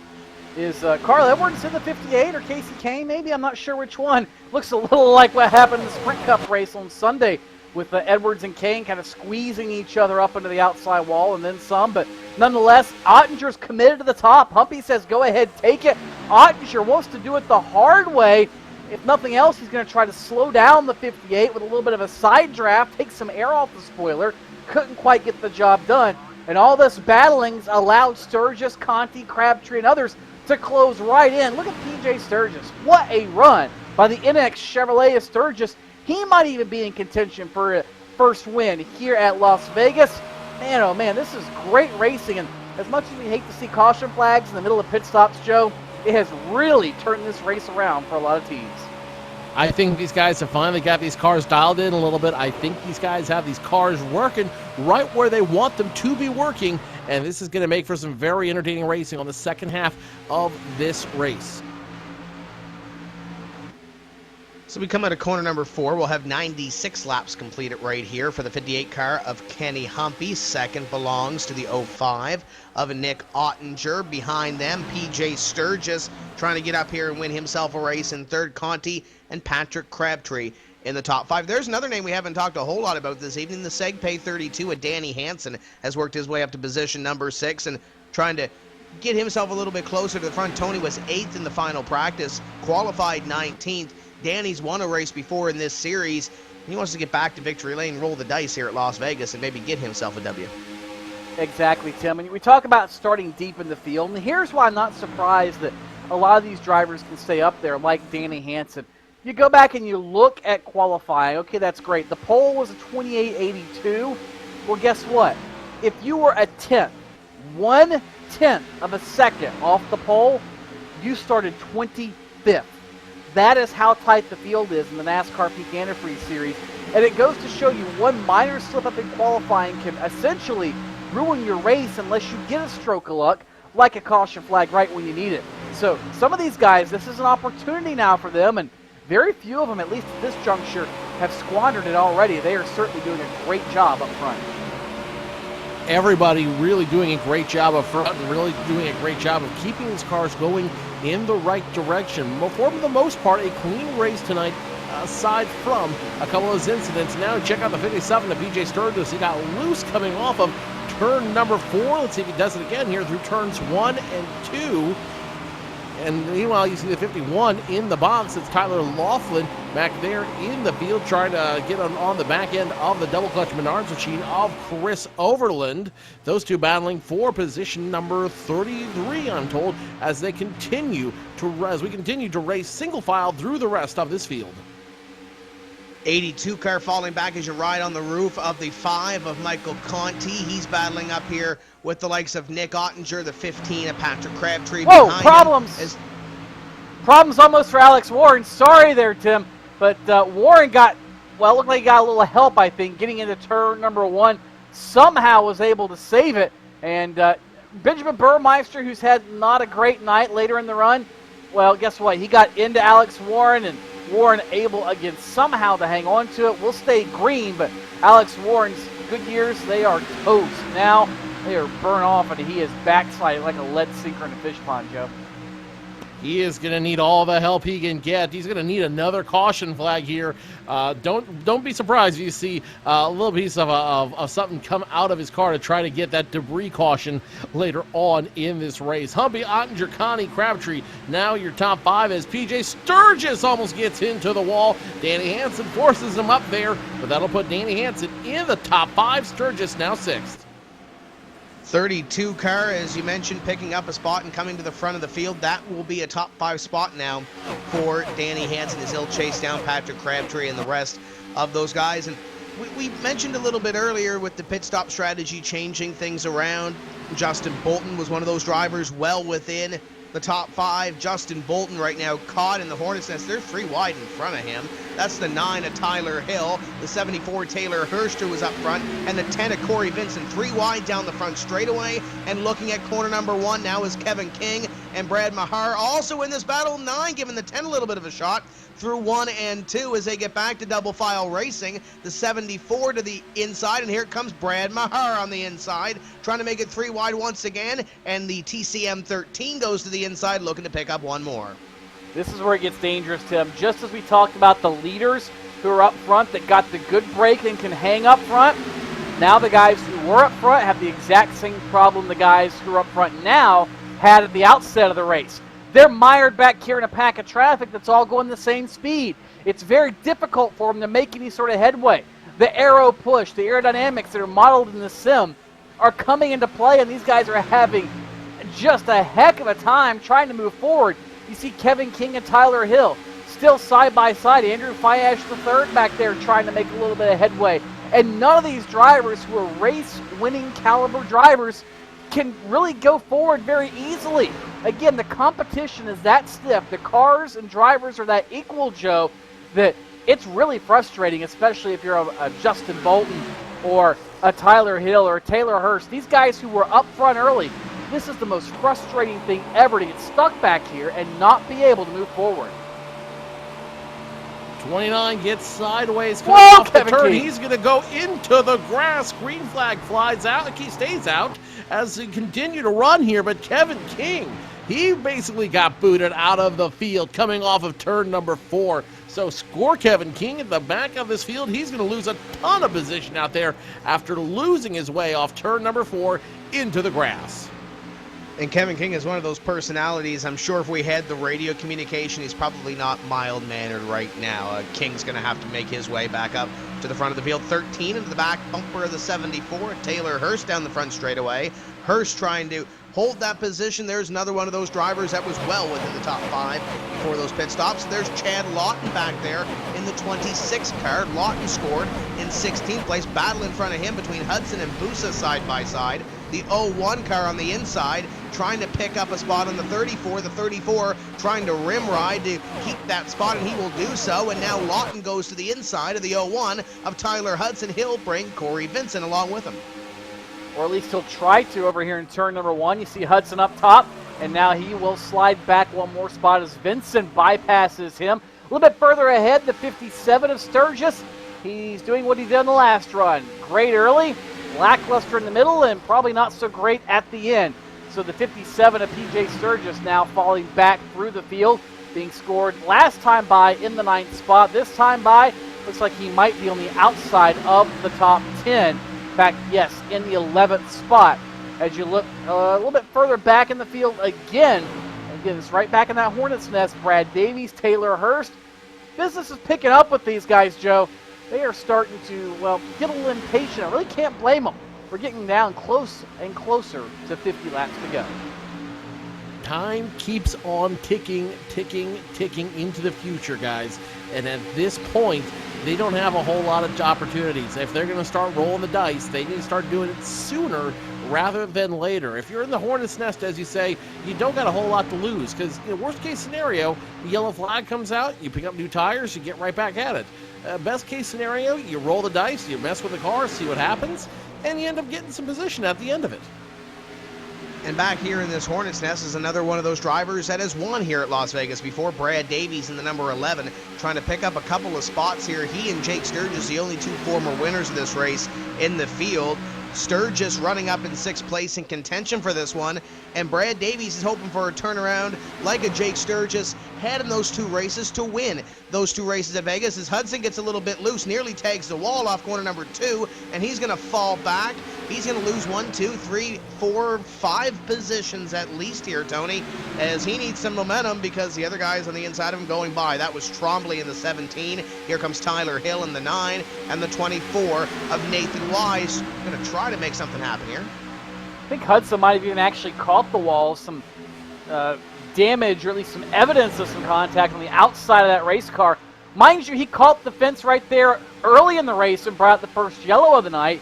Could be remnants of that. Nonetheless, he's going the wrong direction as Hill gets by. Now the 24 of Nathan Wise works by. Ryan Lowe is the next one to take advantage in the number 38 car. So Tyler Hudson, despite that good fortune with the yellow flag, it's not going his way as he now quickly being shuffled outside the top 25. Top 10 pretty much spread out at this point. Good racing starts around position number 16 and 17 as the 74 of Taylor Hurst, down the 13 of Brad Mahar, getting around the 55 of Brian Schoenberg, running the Pro Geek Consulting colors tonight as he fights with a 13 and the 11 of Brad Davies. Side by side, Brian Schoenberg, and another driver we haven't talked about a whole lot tonight. Not having a whole lot of luck here at Las Vegas, but I've got a feeling, guys, he might be a sleeper tonight. If something else happens, he might be the one who can take benefit of it and end up with a top 10, maybe even a top 5 if the car's going to comply. Schoenberg, one of those drivers involved in that checkup to bring out our previous caution flag with Landon Harrison and a couple of other drivers behind him. So Schoenberg having to rebound from that. The Pro Geek Consulting number 55 now has to look in the rearview mirror and see the 36 of Bolton. And Bolton was very, very strong early in this race. Bolton up on the 55 and looking to make a move on the Pro Geek Consulting is Chevrolet, looking around, and Bolton will go to the inside here maybe. One behind him is Justin Trombley. Those two are teammates, so they're trying to carve their way back to the front of this running order. 1:16 completed here, and here comes the Ford Fusion to the inside. Justin Trombley trying to pick up one on his teammate. He'll succeed in doing so, at least at the stripe. Oh, watch out, Sturgis! Hello, PJ Sturgis! That was nearly disastrous for everyone involved. What a piece of driving by everyone around PJ Sturgis, as he is the only car involved after a little bit of a side draft gone awry. Contact with Schoenberg, and Sturgis backs it hard on the outside wall. Looks like the NX Chevrolet is going to call it a night as he came up snake eyes in turn 1. And PJ Sturgis was one of those favorites for us to win this race tonight. The NX Chevrolet, again, makes contact with the 55 as Schellenberg goes spinning like a roulette wheel through turn number 1. And guys, turns number 1 and 4 has been the trouble spots all night tonight for all of those drivers. We've seen at least 3 drivers get claimed by those turns. So PJ Sturgis, another victim, another one bites the dust. And in this case, it will be one of the 2 Sturgises, PJ, this time around. Godsend yellow flag, though, for a lot of guys out here as they are going to come down pit lane and make sure their cars are good for what could be the final run. 50 laps to go. These drivers are going to probably have to stretch it if this thing remains green the rest of the way. But we have seen a few cautions in this race already, Tony, so I don't want to put any pit strategy out there because it could very well change before we get to the checkered flag. The best overhead doors, number 58 of Kenny Humpy, coming down pit road and looking towards his pit box for what could very well be, if they do stretch it, a final pit stop of the evening. 58 into the box. It looks clean. No, he's going to back up a little bit to get back into his box. That may cost him. Small mistakes. Sometimes that's all it takes to lose races at this level at the NASCAR Peak Antifreeze Series. The crew flawless otherwise, but Humpy and that mistake coming in pit road is going to cost him the lead. Crabtree is going to emerge the victor off pit road. Ottinger, Conti, and Humpy back to 4th. One little slip-up cost him 3 spots. And look behind Kenny Humpy. Trey Eidson going to be out in 5th. Danny Hansen, Jake Sturgis, and a whole host of others. And it looks like Crabtree again, pit road, just like 2 weeks ago, Joe, could be his forte as he will lead the field to green, it appears, once we cycle everything around. Incredible stop by that 15 team to get 4 brand new virtual Goodyear Eagles on that car and to get down and away before the 05 of Nick Ottinger. Going to be very interesting to see how this field shakes up when they come back to Green Flag Racing in just a few moments. Can Patrick Crabtree add his name to the list of winners of the Las Vegas Motor Speedway within 50 laps? We're going to find out. Don't go away. We'll be right back with continuing coverage of the NASCAR Peak Antifreeze Series powered by iRacing. Sorry, guys. I never would have thought making duck calls would have stirred up this much excitement. No kidding. You got him coming up here. Shortcut time! That's what I'm talking about. You sure this is a good idea? Oh, yeah. I got this. I can't guarantee you how this will end, but Pete can guarantee your radiator for life. Introducing the Peak Run True Guarantee. Check it out at peakguarantee.com.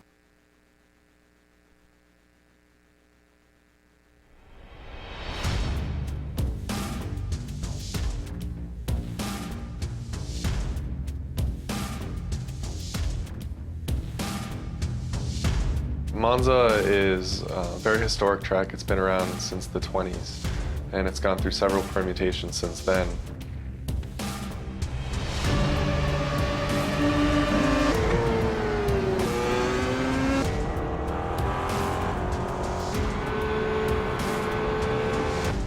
We're also bringing forward a number of configurations. So there's chicanes that they've installed since the track's early days. So they can use original, very high-speed configurations of the track where the cars would just blow through where the chicanes are today, or they could use a more modern version. So it's a pretty cool, compelling track.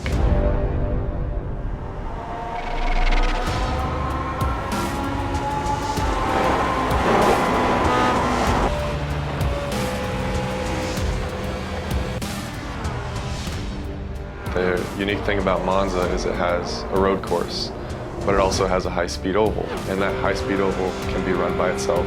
The Grand Prix course can be run by itself. And they also can be run together in a combined circuit, which is very unique and special in motorsports.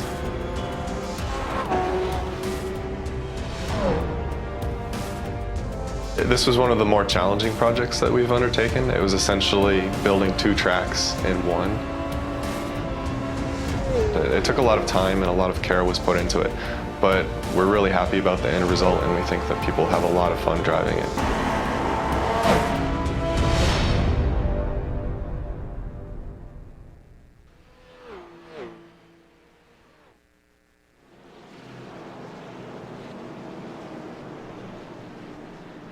Welcome back to iRacing Live, and Tyler Laughlin has decided that he is going to stay out and play a little bit of strategy. Everybody else decided to come down pit road in this 40-plus car field. This could be exciting for a couple laps. The Monster Energy number 51 going to lead this field to the green flag with Patrick Crabtree to the outside. And we are back underway, and Teloff is gone and gone quickly. Ottinger is going to try to gobble him up, and Conti was sinking 3 wide. He thought about Laughlin, looks at him, he backs out. Is there a problem with the 51 of Laughlin? He's off the pace severely into turn number 1. The leader, Tyler Laughlin, the entire field has gone by. Whatever advantage he hoped to gain, guess what? He just dropped all the chips on the floor and everybody else picked them up. The house wins for Tyler Laughlin. Nick Ottinger, he's the one that ends up winning up front out of that gamble. He now is the leader. Patrick Crabtree going to be second. Conti there in third. And once again, Humpy, Hansen, and others breathing down his neck.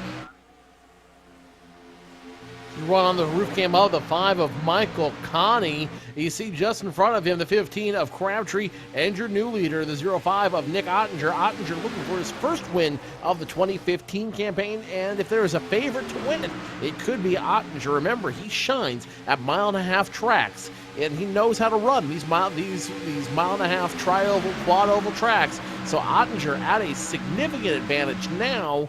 But as we were talking about during the break, guys, I don't know that he can make it on this pit stop alone. Yeah, these guys are going to have to stretch it a little bit here if they want to get to the end of this race on this stint. We'll have to see if anybody does decide to save a little bit of fuel. The 5 car of Mike Conti looking over the 15 of Crabtree. The 58 of Kenny Humpy has been solid all race long. Right now running in position number 4, and Danny Hansen running in position number 5. And Tony, he's got a fan in Garrett Smithley that's following along on Twitter. He sent us a tweet, and I'm sure Ian's going to pop that up on the screen. And NASCAR Camping World Truck Series driver, they got the same SegPay sponsorship on those race cars or race vehicles, and he's trying to give a little bit of a push to Danny Hansen to get him near the front of the field. So far, it's working for him, having a solid run as Hansen inside the top 5. Another driver with a good run, the 34, Matt Busse. He just picked all problems. Burmeister around, caution is out. We've got another huge crash here on the front straightaway, and it all started right around Benjamin Burmeister. That's right where Matt Busse just picked up a spot ahead of Michael J. Johnson, which just get ready to talk about it.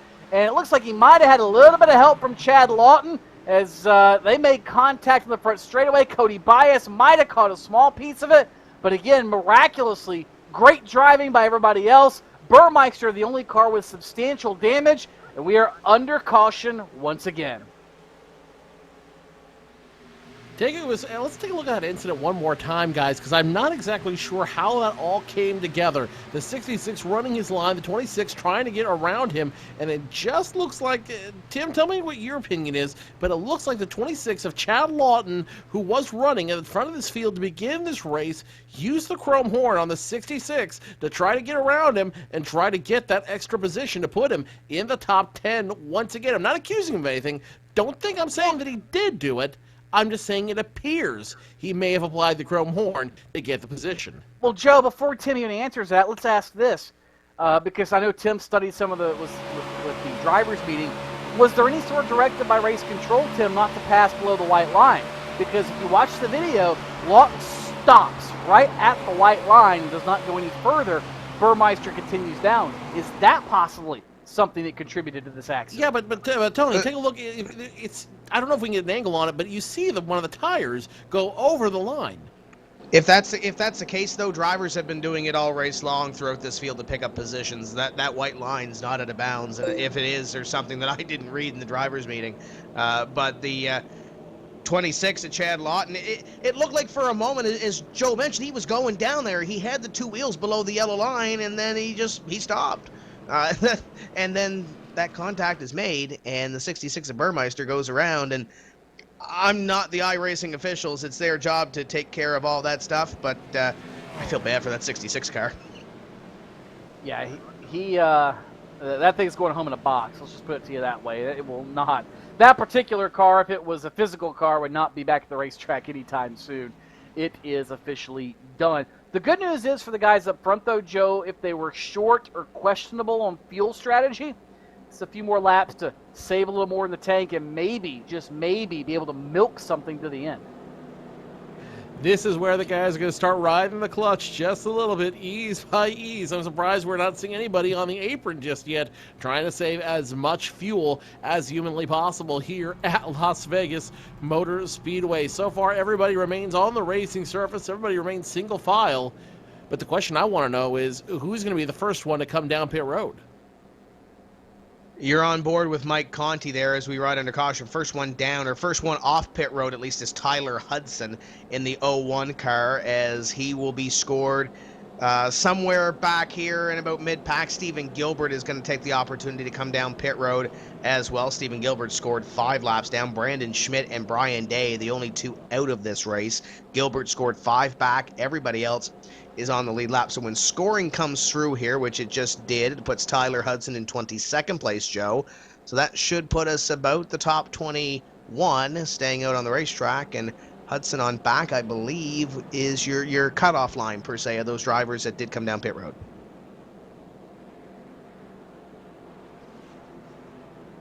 Yeah, I suppose you're right. As we continue to run out there under the yellow flag, should have about a lap or so to go before we go back to green flag racing. Ottinger, Crabtree, Conti, Kenny Humvee, Danny Hansen, your top 5, and that's going to make for a very interesting group. I'm really just see what the 5 Michael Conti does, only because he hasn't been strong as the race has gone on. He faded a little bit earlier in the race when we had that long run, and I would be interested to see if any of the adjustments he made are going to, I don't know, bolster him as we continue back on the ring. We should mention Tyler Laughlin, when he took the green flag on that restart, he simply, Joe, just pulled down and let everybody else go. He got back up to speed at the back of the field. He's come down pit road now and has got tires on that race car. And actually, it was his birthday yesterday, so we want to wish Tyler Laughlin a very happy birthday. We're looking at the 6 car, I believe, of Trey Eidson. He is running within the top 10, running in position number 6. And Joe, take a look at that car. It's got the poker chips on it. It's got the 6s on the dice on the left-hand side. It's got 3s on the other side.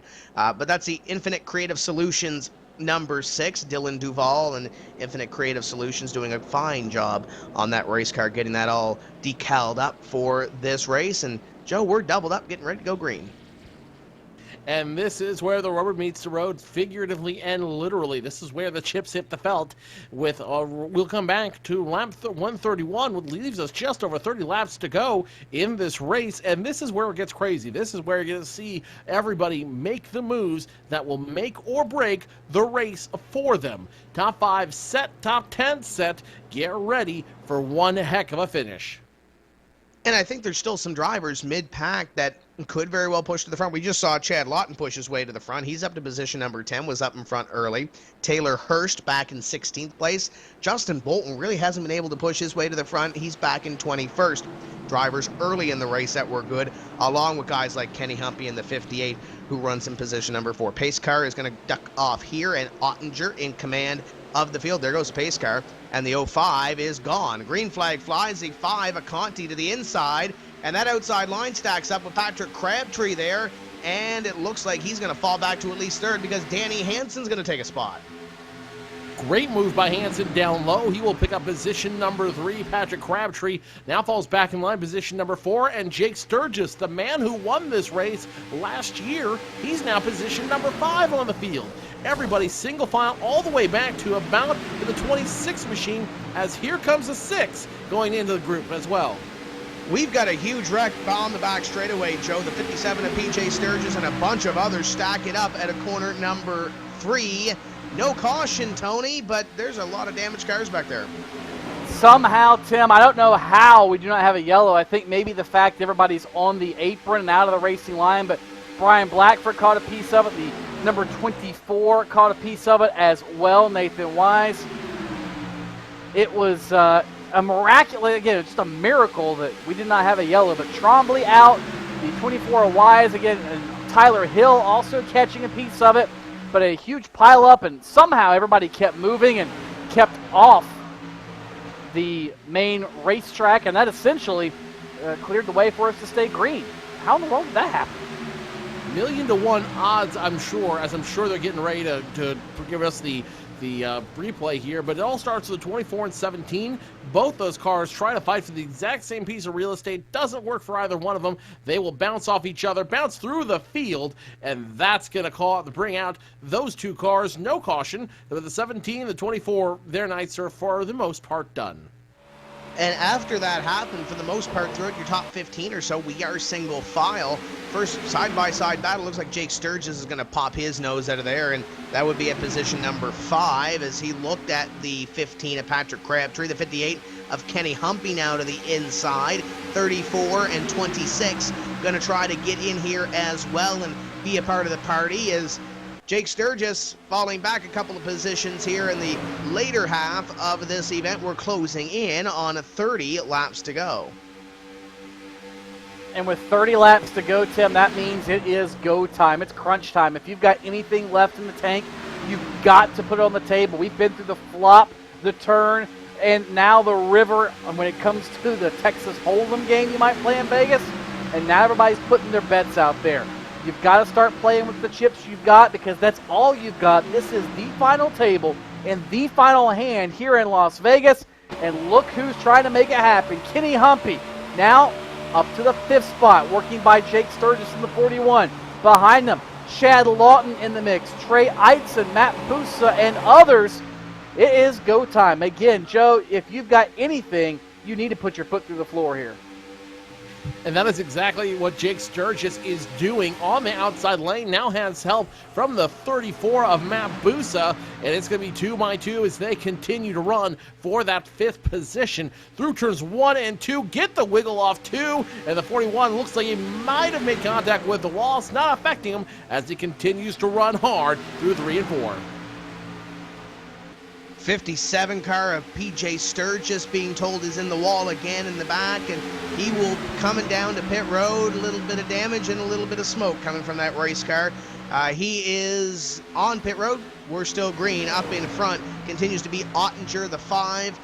Close battle for 3rd is the 15 at Crabtree, looking over the back bumper of the 32 at Danny Hansen. Crabtree looking to take another top 5 away. Nothing doing through 3 and 4. Just behind them, though, Tony, we got a little battle between the 34 and about 8 other cars. And they almost all wadded them into one big pile of scrap metal in turn number 3. little bit of accordion effect over there as Busa had to check up, as did others. Now Chad Lawton underneath the map. Busa a little further behind them. Corey Vincent, Cody Bias, all in the middle of it as well. Again, this is now where the Hornet's Nest is. Lots of good cars still trying to slice their way through the field, Joe, after they got demoted on that earlier caution. And they're quickly running out of butter. They've got to put something on the bread and make a sandwich, and they're going to have to do it in a hurry. It might not be pretty, but as long as it tastes good, I guess that's all that matters. Tony going from playing poker to making sandwiches. Sounds about running like a night in the Stevens household.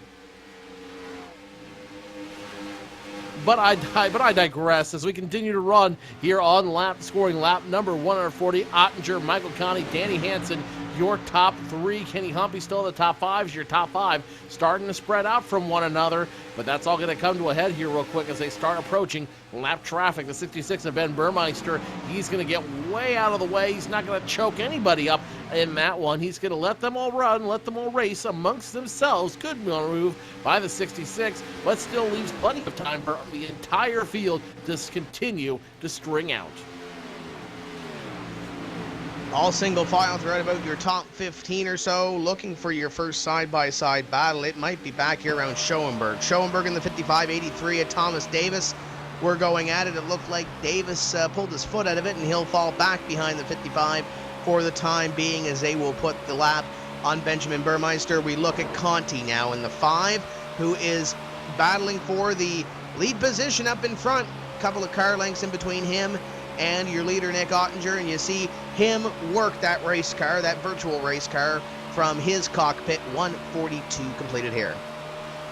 And Tim, we would be remiss if we did not give a big call to Michael Conti. Yes, he's the defending series champion. Yes, we expect him to do well, but this has been a yeoman's effort tonight. When we thought on the first stint or two of the race that his night was toast, that he was done, the Abuto Chevrolet falling back like my wallet when we go to Vegas, guess what? He rebounded. He hit every jackpot there was to hit. He's got one final bet he's got on the table, and that is trying to get by Nick Ottinger. But what a job by Conti and the Drill Out group to get that 5 car back in contention, and not only in contention for a solid finish, Joe, but battling for the lead against nemesis and rival Nick Ottinger with just a handful of laps to go. Meanwhile, back in position number 9 is the 6 of Trey Eidson, trying to hold off the number 10 machine of Corey Vincent. Cody Bias in that mix as well, as Cody Bias has another one of his drivers, the 13 of Brad Mahar, right behind him, trying to see if the team can work together to do something. Not with a 610 blockade in front of him, as a 10 now digging hard. Vincent wants to break into the top 10, the top 10, solidifies place in the top 10. He might do it, he might not. It's all a matter of time. How about Taylor Hurst rebounding too? The 74 was mired in the back of the field after that pit stop, caution flag coming out in the middle of those green flag pit stops, and now he's up here with Bias, who was near the front of the field at that time. The 13 of Brad Mahar, who was in the top 10 before that caution flag came out during those pit stops, and Corey Vincent as well as the 74 looks at the 13 car to try to pick up one more spot, and Trey Eidson stuck to the outside line as he will go backwards a couple of spots. There's a Cody Bias racing battle. You look back from Cody to Brad and Trey going side by side. And this, again, Tim, is where all the action is starting to take place, right here just on the outside or at the very tail end of the top 10. Mahara gets by Eidson. Here comes Hurst, the 99 of Ivonen, having a solid run inside the top 15 in the middle of this group as well. And these guys, I think, now have run out of patience, Joe. They simply say, look, get out of my way, let me get by you, or I'm going to have to force my way around you. We've seen a few of these drivers get a little aggressive, pinching one another off, using the bumper, intimidating each other. It's getting hot and hairy here, and it's only, 20 laps to go as the leaders cross the stripe this time? Something about like that. 20 laps to go at this juncture as Conti continues to chase Nick Ottinger for that position number 1. There's plenty of distance between those two, but I've got a feeling that distance is about to close up as you see both those drivers get on the apron trying to cut through the tri-oval. At least Conti does that time around, trying to pick up position on the 05 of Nick Ottinger. Ottinger, Conti, Kenny Humphrey, your top 3. Pay window is coming close, and apparently the seg pay number 32 may have got the wrong end of that, because the 32 of Danny Hansen's been falling back in these last few laps. He's got the 34 and 26 behind him, trying to dispatch him outside of the top 5 as Chad Lawton trying to make his way back up front. Tony, it was the battle between he and Humpy early in the race. Now the 05 and 5 have taken that role, and the 26 is trying to get his nose back up here in the top 5, and Lawton is side by side, not giving that 32 an inch. That was a gutsy move in turn 1. You're right, Tim. Did not give him an inch. In fact, took a couple of inches from Danny Hansen. In fact, Hansen might lose a spot now to Matt Busa over in turns 3 and 4 because of all that. Just one lap later. Maybe not. Hansen able to get back in line, but what a very authoritative move on the part of Chad Lawton. Back inside the top 5 for the first time since halfway. The downside for Chad Lawton, he's got 17 laps to get back to the front and 2 seconds to make up. I don't exactly see that happening without the aid of the yellow flag. And a yellow flag would be very interesting right now, because you'd see a lot of different strategies come to play here at Las Vegas Motor Speedway as we get closer and closer to 10 to go. Remember, there's no overdrive finish. There's no attempt at green-white checkered in the iRacing Sim or the NASCAR Peak Antifreeze Series. If we have a yellow flag at the end of the race with 5 to go or less, there's always a possibility the race will end under yellow. And all these drivers, we did talk about fuel strategy earlier. A lot of these crew members up in front of these teams, they are good on a fuel, so we don't have to worry about that. But we do have to worry about that one thing Joe mentioned off on the top of the show, and that's tire management. We've had a few laps here under the green flag, and now it's really time to start pushing your race car. And now we're going to see what everybody has left. But you look back from your leaders, we're looking back from the 27 right now, Cody Bias, but when you look back from your top 2, we have another player up here. Where did Kenny Humpy come from? That's a very good question, Tim, and very, very fitting, I would think, in a way that Humpy got beat on tire strategy and long runs on Tuesday night during the B-Class race. And now tonight, he's learned from that race. He's got a car underneath him that's set up for the long run. And Humpy now is in it to win it, trying to get around Michael Conti for second, and he has reeled the top 2 in. Again, only the second driver we've seen do that of any sort tonight. And Joe, a lot of this is all about timing. Can you time it correctly to get up front, stay up front before the tires burn off, as now Humpy moves to second by Michael Conti with only 13 laps to go. Nick Ottinger, watch out. Kenny Humpy is a hungry man.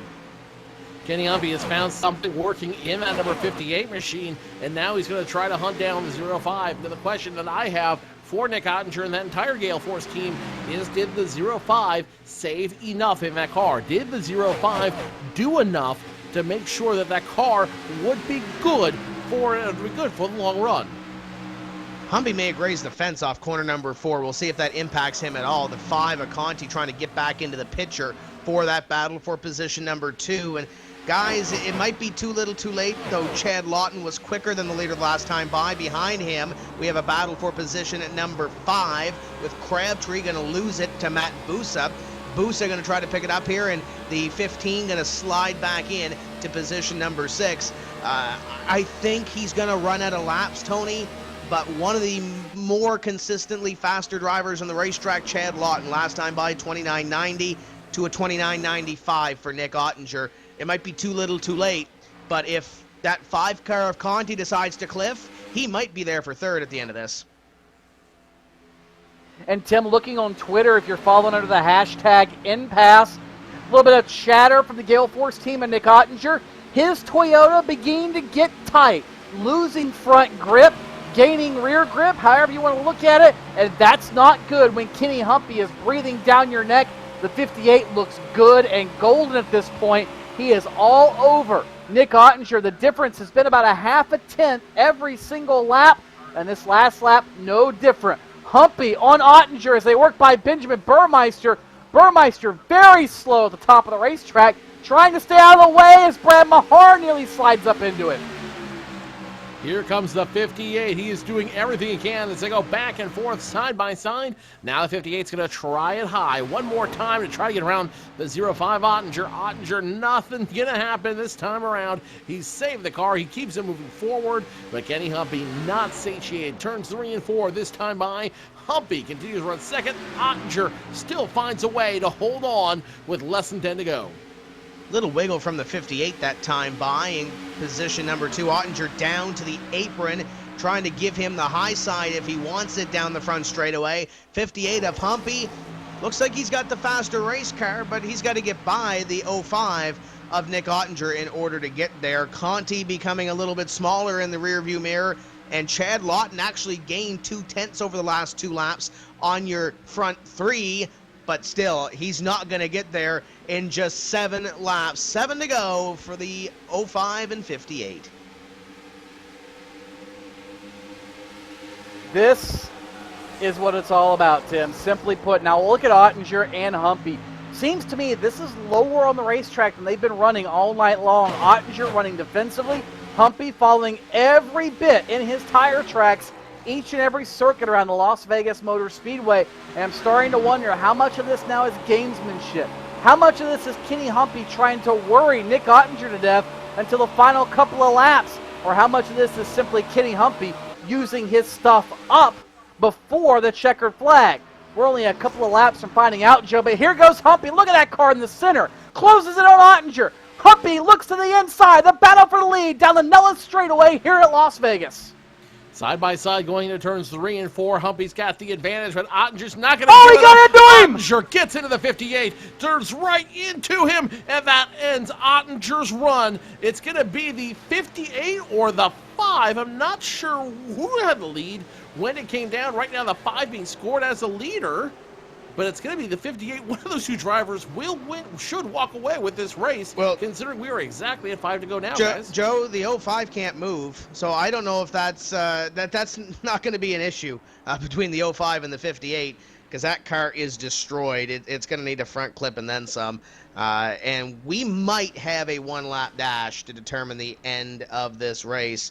Last time by the stripe, it was Conti scored as the leader, but it looks like the 58 will take the lead, and Nick Ottinger has left the server. I don't think Nick Ottinger is going to be a very happy camper after this, but Tony, when you look back at the last race we had at Daytona in this series, didn't the battle for the lead be the last caution flag in that one too? It was. That's when Tyler Laughlin, in a very similar fashion, unfortunately, lost the lead to Ray Alfala. Unfortunately for Nick Ottinger this time, it was him who took the wild ride. When you go back and watch the replay in slow-mo, depending on the angle you look at, Ottinger tried to take a very wide arc. Of course, Humpy right beside him. And Humpy had to pinch that car down maybe more than he was used to all night long, Joe. And just right when Ottinger was starting to head to the apex of the corner, just slightly, Humpy pushed up the racetrack enough to get into Ottinger. They made contact. Ottinger overcorrected and just destroyed his camera in the outside wall. And by the time the caution came out, Humpy was in front of the field. But as Tim said, I do believe we may have a 1 to 2 lap shootout to settle it. And if you're Kenny Humpy, you know Mike Conti, Chad Lawton, Matt Busa, those are not the guys you want behind you when it comes time to go or go home. You know, I'm watching that replay for probably the 4th time now, guys, and I'm trying to reflect on that comment that the 05 team made on Twitter, that it was losing bite off the corner, it was losing that front grip. So I'm wondering exactly who got into who. If the 05 came down or if the 58 came up. This is a night where I'm glad that I'm not an iRacing official, because these guys are going to have to pour over every piece of data they can to figure out what exactly happened in that incident. Lights remain on. We'll come back to 165 here when we cross the start-finish line, and we'll see where exactly it lies and where exactly we'll be seeing that if we have a restart or how many laps will be in that restart. Lights remain on as we score 165. If we have a restart, it will be a 1-lap dash for the cash. And when you look at that replay, it looked like Humpy might have hit the bump down there in corner number 3. That track's not completely smooth down into corner number 3. And Ottinger may have pinched a little bit. And why not, Tony? Because you're going for the lead position. You don't want to give him as much room as he needs, per se, to operate down there. Give him enough room to get in there and at least have him a shot. And it's a tough break for Nick Ottinger. Ottinger comes close to winning this one. He ends up out of the event. And correct me if I'm wrong, Ottinger finished all of P41 last week. And with only one drop in this series, when it looks at point standings between now and round number 12, he's going to need a little bit of help, per se, to get himself back in here. He's going to need some other drivers to have 2 bad races. You look at Michael Conti, there's a driver that finished in 31st 1 week ago, or 2 weeks ago, per se, at the first round of the NASCAR Peak Antifreeze Series. And he's hoping that the same fate does not get to him, Tony, because he wants to stay in this these couple of top positions and have a good points night, per se. He might even win this thing. Very well could, Tim. Let's see what happens with the pace car if Race Control decides to go ahead and call it a shootout here as we come down to complete lap 165. 2 laps to go at the stripe. They would have to go 1 to go this time. Survey says yes. It is a 1.5 mile dash, a single trip around Las Vegas to settle the second NASCAR Peak Antifreeze Series race of the season. Humpy versus Conti, Lawton versus Busa, everyone versus everyone. Oh boy, get your chips ready, place your bets on the table because the final set of dice are getting ready to be thrown on the craps table. Well, Tony, this is exactly what the fans have been hoping for and exactly what the drivers have been praying against. Because at this point, with 1 lap to go, you don't have any friends out there. You don't have any teammates out there. You don't have anybody out there that's going to give you the hand you need to win this race. It's every man for himself. It is 1 lap around the Gladiators ring. And whoever's left standing in the end will have deservedly earned their spot in the race. We will remind you, once the driver in front, Kenny Humpy, takes the white flag, the next flag will be the checkered flag. The yellow flag will not be displayed once your leader takes the white flag. Pace car is in. Kenny Humpy and Michael Conti. Conti on the outside trying to play some games here. Humpy laying back. Here comes the green flag as we are... Oh, they're crashing, Tim! And there's the caution. He did not take the white. Did not take the white, took the caution. Tyler Hill, the 9, was the car that got punted into the outside wall. He was on the outside lane that got backed up by Mike Conti's attempted jump, and that has stacked them all up and sealed Kenny Humpy's fate, Joe, as the winner here in Las Vegas. Well, that was a short-lived shootout, 1 lap dash for the cash. The lap will now turn into a victory lap, early victory lap for the 58 of Kenny Humpy. Well-earned win by Humpy. His car has been strong all night. He's been running scrud all night long, led a lot of laps out here, and now Kenny Humpy will make it come full circle. He didn't defend the season opener at Daytona last week, but hey, winning the second race of the season ain't that bad. And it looks like Busa is going to be scored in 3rd through all that. Chad Lawton in 4th, Patrick Crabtree 5th. They're waiting for the pace car to make their way by, and then Kenny Humpy can come by and collect the checkered flag. We're waiting for the iRacing Ford Mustang pace car to pass the field. It's coming out of corner number 4 here now, and Kenny Humpy will go to victory lane for his first victory at the Las Vegas Motor Speedway.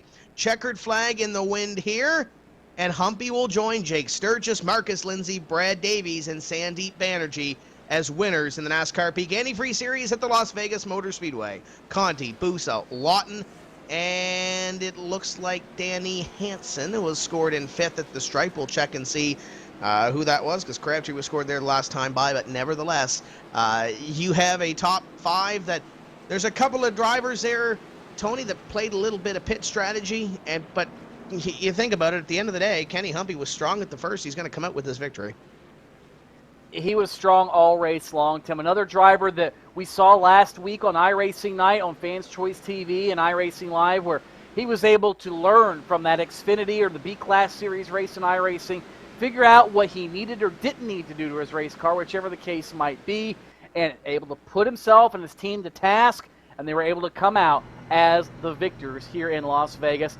That is what you like to see when guys hit the racetrack, Joe. They're able to think, they're able to take data and apply it to the big show, which was tonight, and Kenny Humpy did just that. So for the second time in 2 seasons, Kenny Humpy will visit a victory lane in the NASCAR Peak Antifreeze Series, and this certainly is going to set him up good for another shot at the championship, a shot that I think he felt he deserved last year. It just came up short for a couple of different reasons. Third career win for Kenny Humpy here in the NASCAR Peak Antifreeze Series. A strong car for him all night. Turns into a win here at the track, and it definitely is a boost to his season. It's definitely going to give him the jump start he needs to move forward in this series. But as we've talked about before, you don't win the season in race number 1 or 2. You win it in the aggregate of the season. We still have 15 weeks to go here, guys.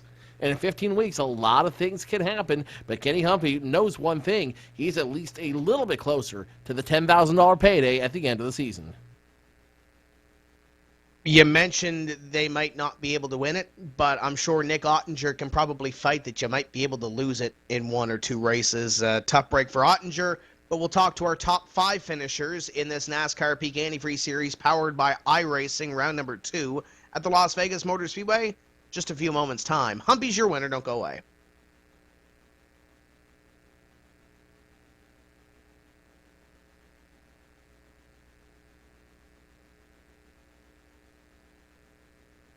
Sorry, guys.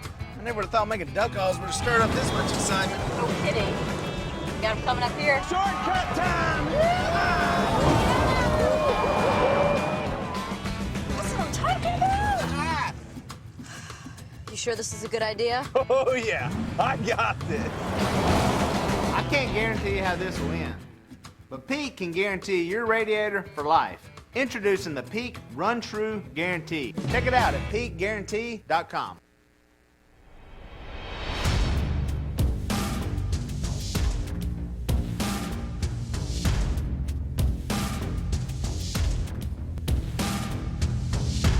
Monza is a very historic track. It's been around since the 20s, and it's gone through several permutations since then.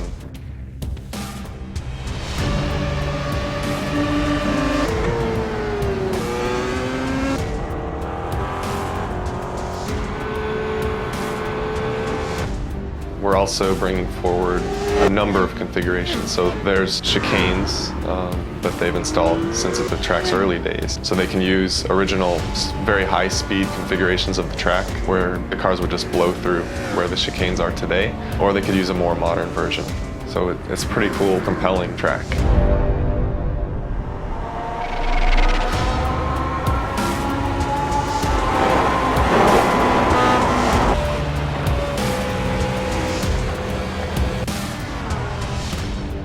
The unique thing about Monza is it has a road course, but it also has a high-speed oval, and that high-speed oval can be run by itself. The Grand Prix course can be run by itself, and they also can be run together in a combined circuit, which is very unique and special in motorsports.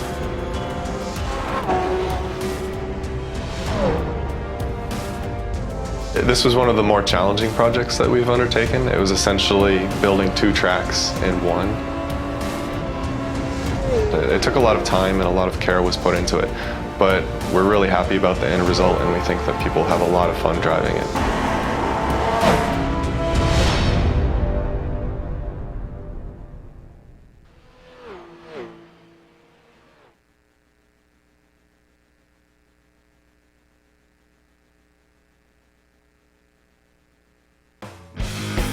Welcome back to Las Vegas Motor Speedway, and my, oh my, what a race we have seen, Joe.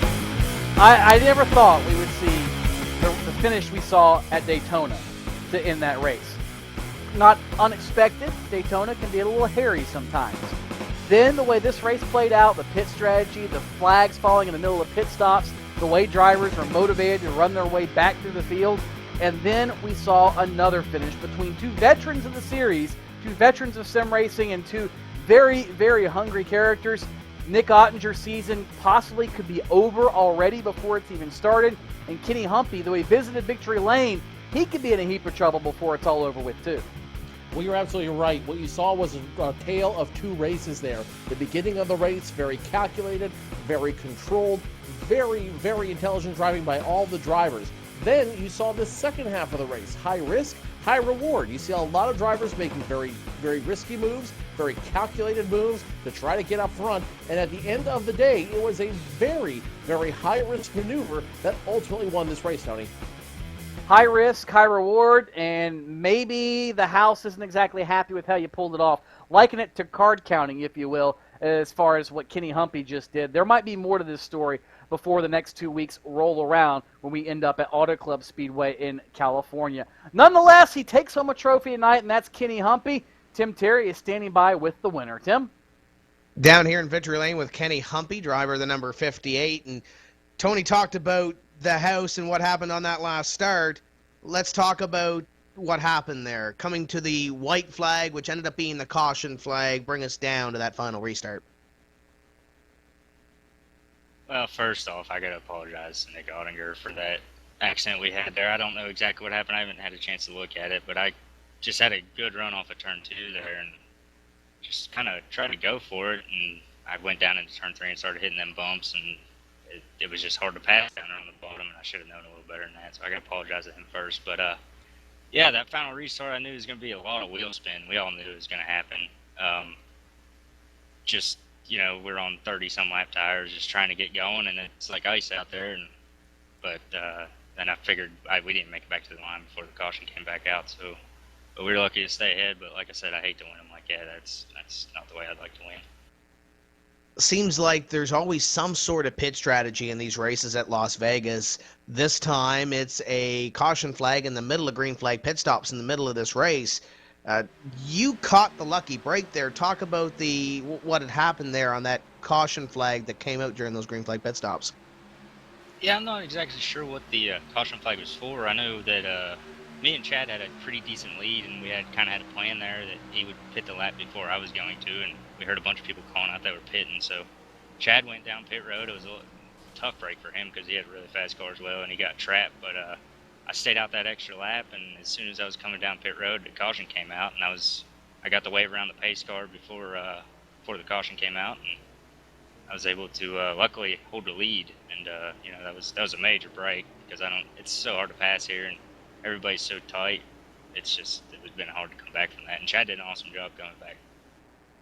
Early in the season, unofficially, you're going to be 3 points out of the lead. Patrick Crabtree occupies the top spot in the point standings.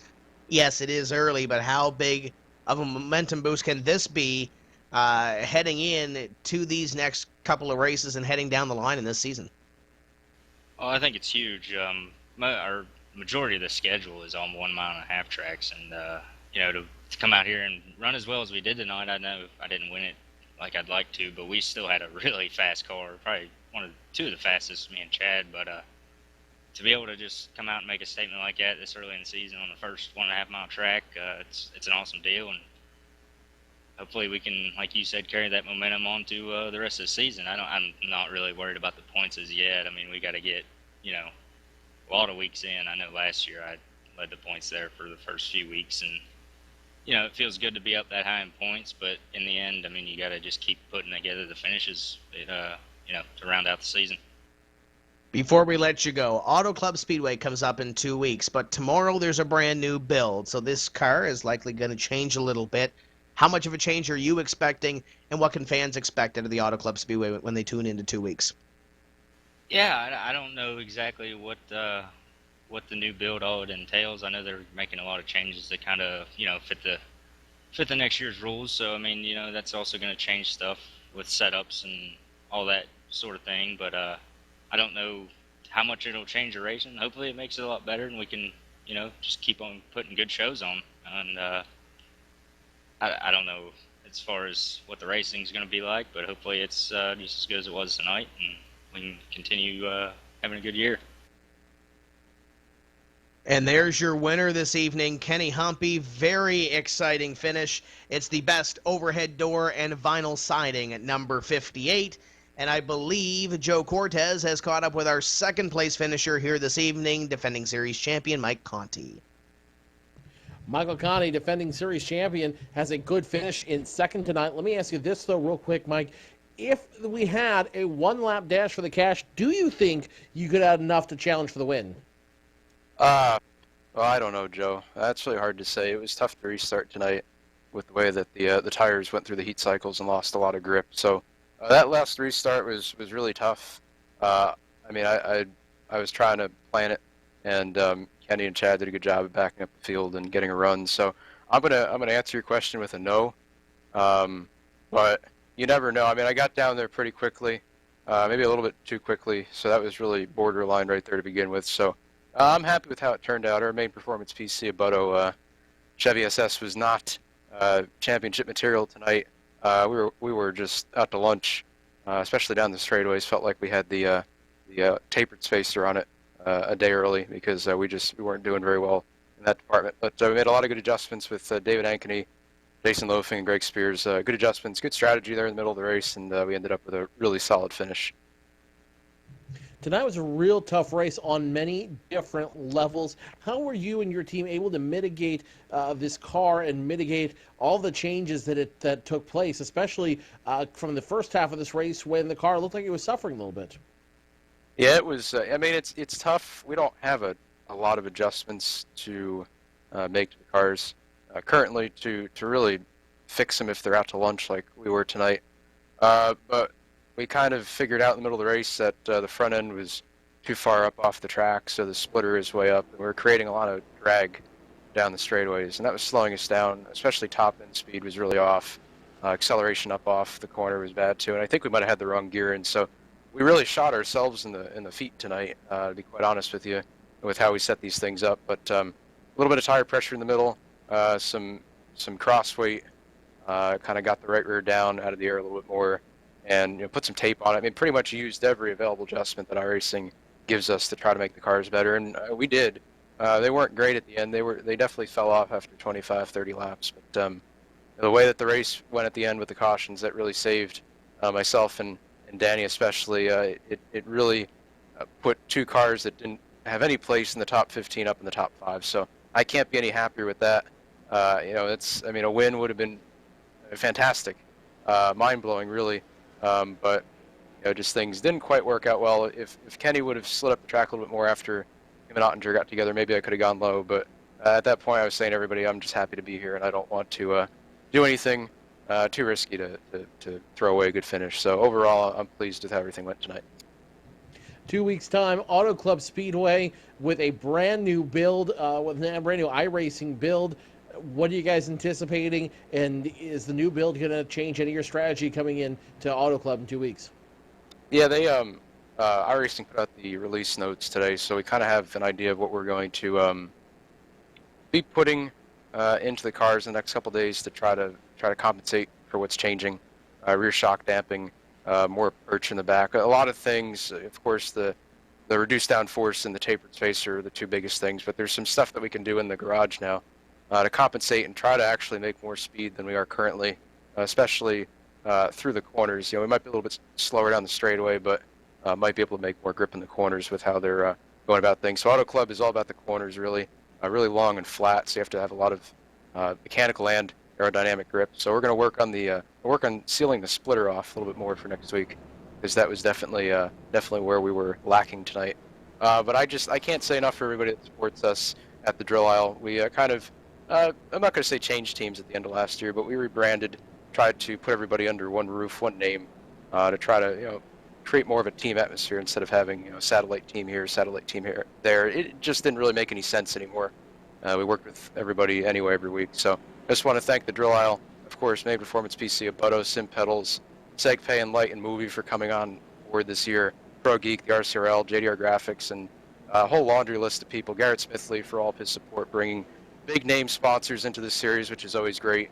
with his real-life racing career taking off, our series here, the Peak Antifreeze series, is really starting to take off too. So I can't thank him enough, and everybody back at iRacing for giving us this platform to race on. If it weren't for them, we wouldn't be here. So again, happy with tonight. Need to work on some speed for Auto Club, but we got a great group of guys here, and I'm sure we'll figure it out for Auto Club. Michael Conti finishing second tonight in the number 5 Abuto Gaming Cockpits Chevrolet SS. Let's go down to Tony Stevens, caught up with our third place finisher, Matt Busa. Caught up with Matt Busa. Probably one of the more surprising runs of the night for you, Matt. But, you were up in the top 10 most of the evening, just a little bit short there at the end. Did you have anything for Humpy or Conti on the one-lap restart? Well, on the one-lap restart, you never know. With the tire spin and everything, may have had a nice run out of 2. But as far as the race as a whole, I feel like I deserve the third place, and that's what we got. So I'm happy with that. I didn't have anything for Humpy or Chad. And anytime you can walk away from Las Vegas and feel like you broke even, it certainly is a good night. Beats losing money, no doubt. In a couple weeks, we go about 4 hours down the interstate to Auto Club Speedway in Fontana, California. New rules package, essentially, new race car you're going to have to contend with, and a racetrack that we haven't seen with a lot of action here in the NASCAR Peak Antifreeze Series. What are you preparing for? What kind of race do you think we can expect, and can we see the 34 car have a very similar run in 2 weeks' time? yeah, I think we can expect pretty much overall the same racing, maybe a little bit closer racing, but I think all the normal guys will be up front. The good teams will get the setups dialed in, and as far as me, I'm hoping we can have about the same run. Maybe 2 spots better would be nice, but I'm actually taking a little vacation next week, so I'll have to do a lot of testing maybe on Friday and this weekend, so I can have something decent for when I come back on Monday. Certainly testing and practice time is what it's all about. Matt Busa finishes third here at Las Vegas, a season high for him. He's going to be rolling into California with a lot of momentum and I'm sure a lot of confidence. And the guy that finished fourth is standing by with Joe Cortez. Chad Lawton started on the pole of tonight's race, finished fourth in what has been an up-and-down race all night. Chad, what happened to the car out there? Car was pretty good for most of the night. Led the first 29, 30 laps or something like that. It was good racing for the first quarter, and we went ahead and pitted under green, and caution came out. And from that point on, I was just trying to escape the havoc in the back part of the field, and somehow was able to get back up to the top 5 and come home with the 4th. 2 weeks' time we'll be at Auto Club Speedway, but you'll have the added challenge of the new build to contend with. Any concerns about how that new build might affect the car going to Auto Club? Not really concerned. I'm hoping it's not like the B car and we're sitting there on the throttle all the way until the center of the corner. So I'm just hoping it should be good for us. We put in a lot. We have a lot of good setup guys, and we kind of have a good knowledge of what does what in the setup. So we should be fine in California. It's my hometown track. I seem to always run good there. I have that's an exciting track for me to go to. Real quick before we go, you had a run-in with the 66 of Brian Burmeister. From your point of view, what happened in that incident? I got a really good run off of 4, and I think the guy in front of him didn't get a good run. I don't know who it was. I think it was Tyler. I don't know who it was. And he wasn't sure. I think he wasn't sure whether he wanted to go the outside because that was the preferred line, or he wanted to go the inside. He kind of just sat there. So he sat there in the middle of the track. So I put my nose down low. There was a space there, and he seen what I was doing, and he knew he wasn't going to get around the guy in front of him. And to me, it looked like he just cut down, and I was able to turn right and just get away just in time. That's basically what I saw. You know, iRacing sees other things, so we'll see what it comes down to when the results come out in a few days. Chad Lawton finishing fourth tonight in the number 26 machine. Tim Terry's caught up with our fifth place finisher, Danny Hansen. Danny Hansen coming home in position number 5 here this evening, and It was an up-and-down night for you, Danny. Started back in 19th, ran up to the front, and through all the middle portion of the race, pit strategy, everything else, you come home with top 5. Talk about your run.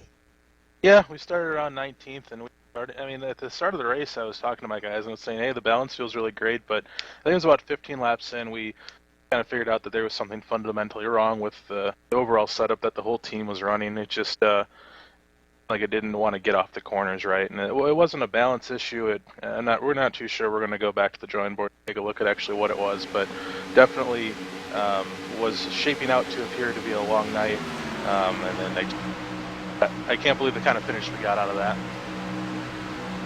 And it's going to give you a good point night as well. Looks like unofficially in 13th place after the 2 races. Obviously, it's a long way to go till we hit the Homestead Miami Speedway. Auto Club Speedway comes up in 2 weeks' time. When we talked to Mike Conti, he mentioned that the setup was a little bit off on his race car. What do you have to do to work towards that Auto Club Speedway, knowing with that new build coming up that could change a few things? Well, the new build definitely going to throw a wrench in things. One of those things where we'll have to buckle down and make sure the car's right. A little bit more than we did this race. Auto Club's one of my favorite tracks. Finished second there last year, and if we have a car that runs anything like it did last year, we'll be in contention. Looking forward to that. Now, I know you have a lot of teammates, but we did have a tweet earlier in the race from Garrett Smithley cheering you on. How big is it to have a guy like Garrett in your corner with SegPay on the race car helping you through these races? Yeah, how cool is that? I mean, me and Garrett have been friends for a long time, and you just made his Craftsman Truck Series, Camping World Truck Series debut, and it's really cool to have an up and comer in the NASCAR series doing some live tweets, and it's awesome to have SegPay on the car. They came aboard at the end of last year, and we weren't really able to get a really good run for them. Getting 5th is awesome. I know there's a few SegPay employees that follow back at the office, so I want to thank them for all their support, and we're looking for some more good runs with them on the car this year. And that's Danny Hansen finishing in position at number 5, and I think there's more good runs in the future for that number 32 SegPay car as we move forward. And in 2 weeks' time, it is the Auto Club Speedway. And gentlemen, I think it's going to be a pretty good race that we have. There's going to be a new build come out. It's going to be a little bit different than what we're used to. But these guys are going to have 2 weeks to work on it because that new build, it comes out in a matter of hours. We have Monzo. We have the new Camping World Truck Series Tundras and also the Silverados. So there's some things that you can pick up on iRacing if you haven't already. Be sure to head over. If you are a new member, you can put in the promo code PR-2015 PSR TV. You buy 1 month, you get 2 for free, and you also get the late model stock. But of course, you're going to want to pick up Monza, which also has the oval configuration, and you're also going to want to pick up the Silverado and the Tundra that come out tomorrow for the Camping World Truck Series Class C cars here on iRacing. Gentlemen, can't wait for 2 weeks. Going to be fun. But before we get there, we go with some more iRacing. It's iRacing night next week for the NASCAR Class B Open Series, the Xfinity cars on fanschoice.tv, iRacing Live. I can't wait for that either. It's going to be fun, Tim, no doubt. And the cool part about that series, it follows essentially the real NASCAR Xfinity series. So I think those guys will actually be at Phoenix next week, which is going to be really, really cool, no doubt. And then, of course, the Peak Antifreeze series will be at Auto Club Speedway in California in just a couple weeks' time. Kind of sit back and recap the race tonight, I think, Joe. Kenny Humpy, very impressive. As were a few other drivers. Chad Lawton able to claw back. Mike Conti able to come back from what we thought was just sheer and utter disaster as far as his race went early. So they certainly had good runs, but I also look back at some of the guys that had headaches. And yes, you cannot win this championship on race number 2, but you certainly can dig yourself a hole towards losing this championship. Guys like Brian Day, major headache, barely got out of the garage, electrical issues in the Plan B Toyota, tough break for him and the Gale Force team. Kevin King, couple of incidents that he was unable to recover from. Obviously Nick Ottinger, his problems late in the race after dominating the last third of the event. And poor Ray Alfala got caught up in a wreck, not of his own doing, and soldiered home to about a 20-something place finish. Joe, these are guys that we expect to do well, that we expect to be in contention for championships.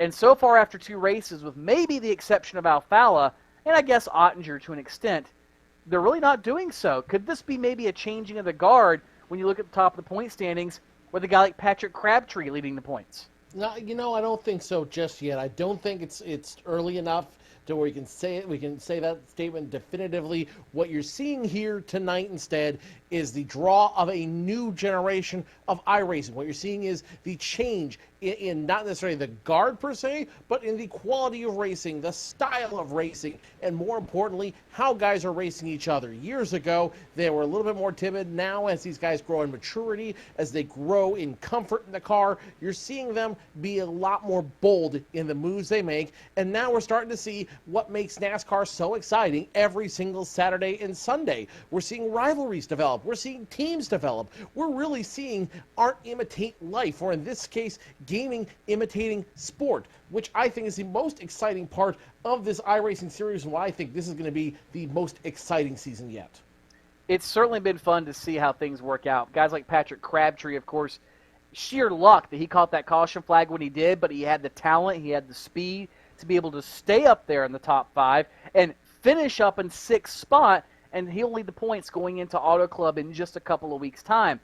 Obviously, we'll have a recap on Fans Choice TV in the next few days, but Joe, Auto Club Speedway, very different. 2 miles, relatively flat, very wide, very low in grip, and a whole new rules package that we have to play with. What do you think we're going to see at Auto Club in a couple of weeks' time, or can we even predict it? I think at this point, your guess is as good as mine. New build, which may or may not affect the track, which will definitely affect the cars. It's going to be not a completely different racetrack per se, and it's a different car per se, but it is going to be definitely some subtle changes that will affect these drivers. The only thing that is constant in NASCAR and the iRacing NASCAR Peak Antifreeze Series, powered by iRacing, change. That's the only constant, and in 2 weeks' time, well, not even that, 1 week's time, when it's NASCAR, when it's iRacing night, we will see those changes come into effect, and we will see how these drivers can come up with those changes and make compensations for what should be a very interesting night of racing next week.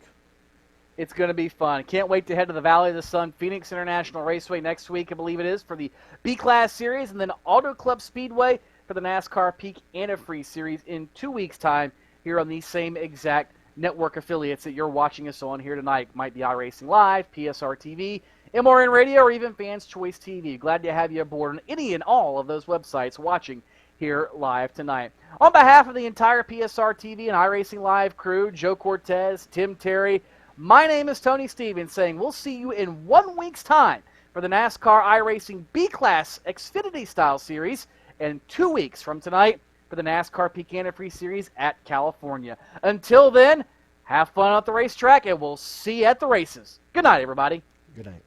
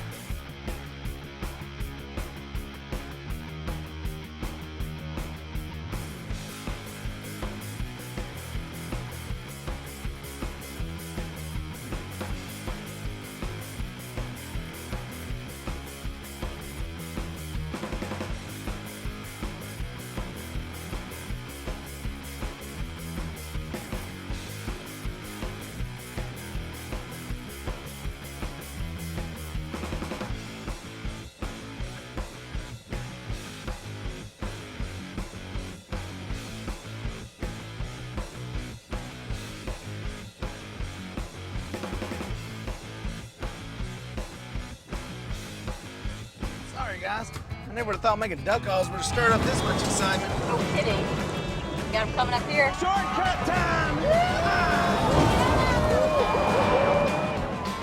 That's what I'm talking about. sure this is a good idea? Oh, yeah. I got this. I can't guarantee you how this will end, but Pete can guarantee your radiator for life. Introducing the Peak Run True Guarantee. Check it out at peakguarantee.com.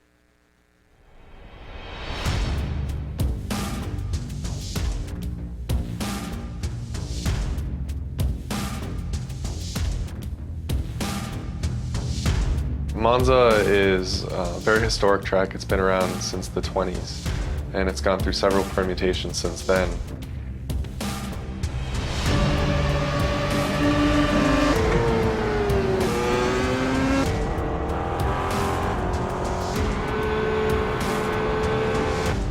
We're also bringing forward a number of configurations. So there's chicanes that they've installed since the track's early days. So they can use original, very high-speed configurations of the track where the cars would just blow through where the chicanes are today, or they could use a more modern version. So it's a pretty cool, compelling track.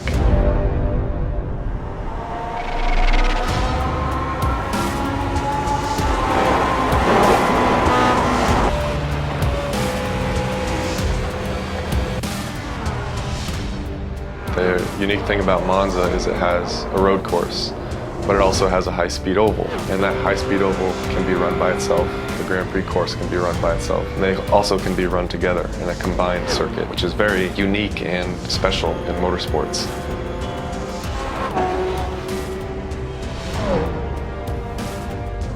This was one of the more challenging projects that we've undertaken. It was essentially building two tracks in one.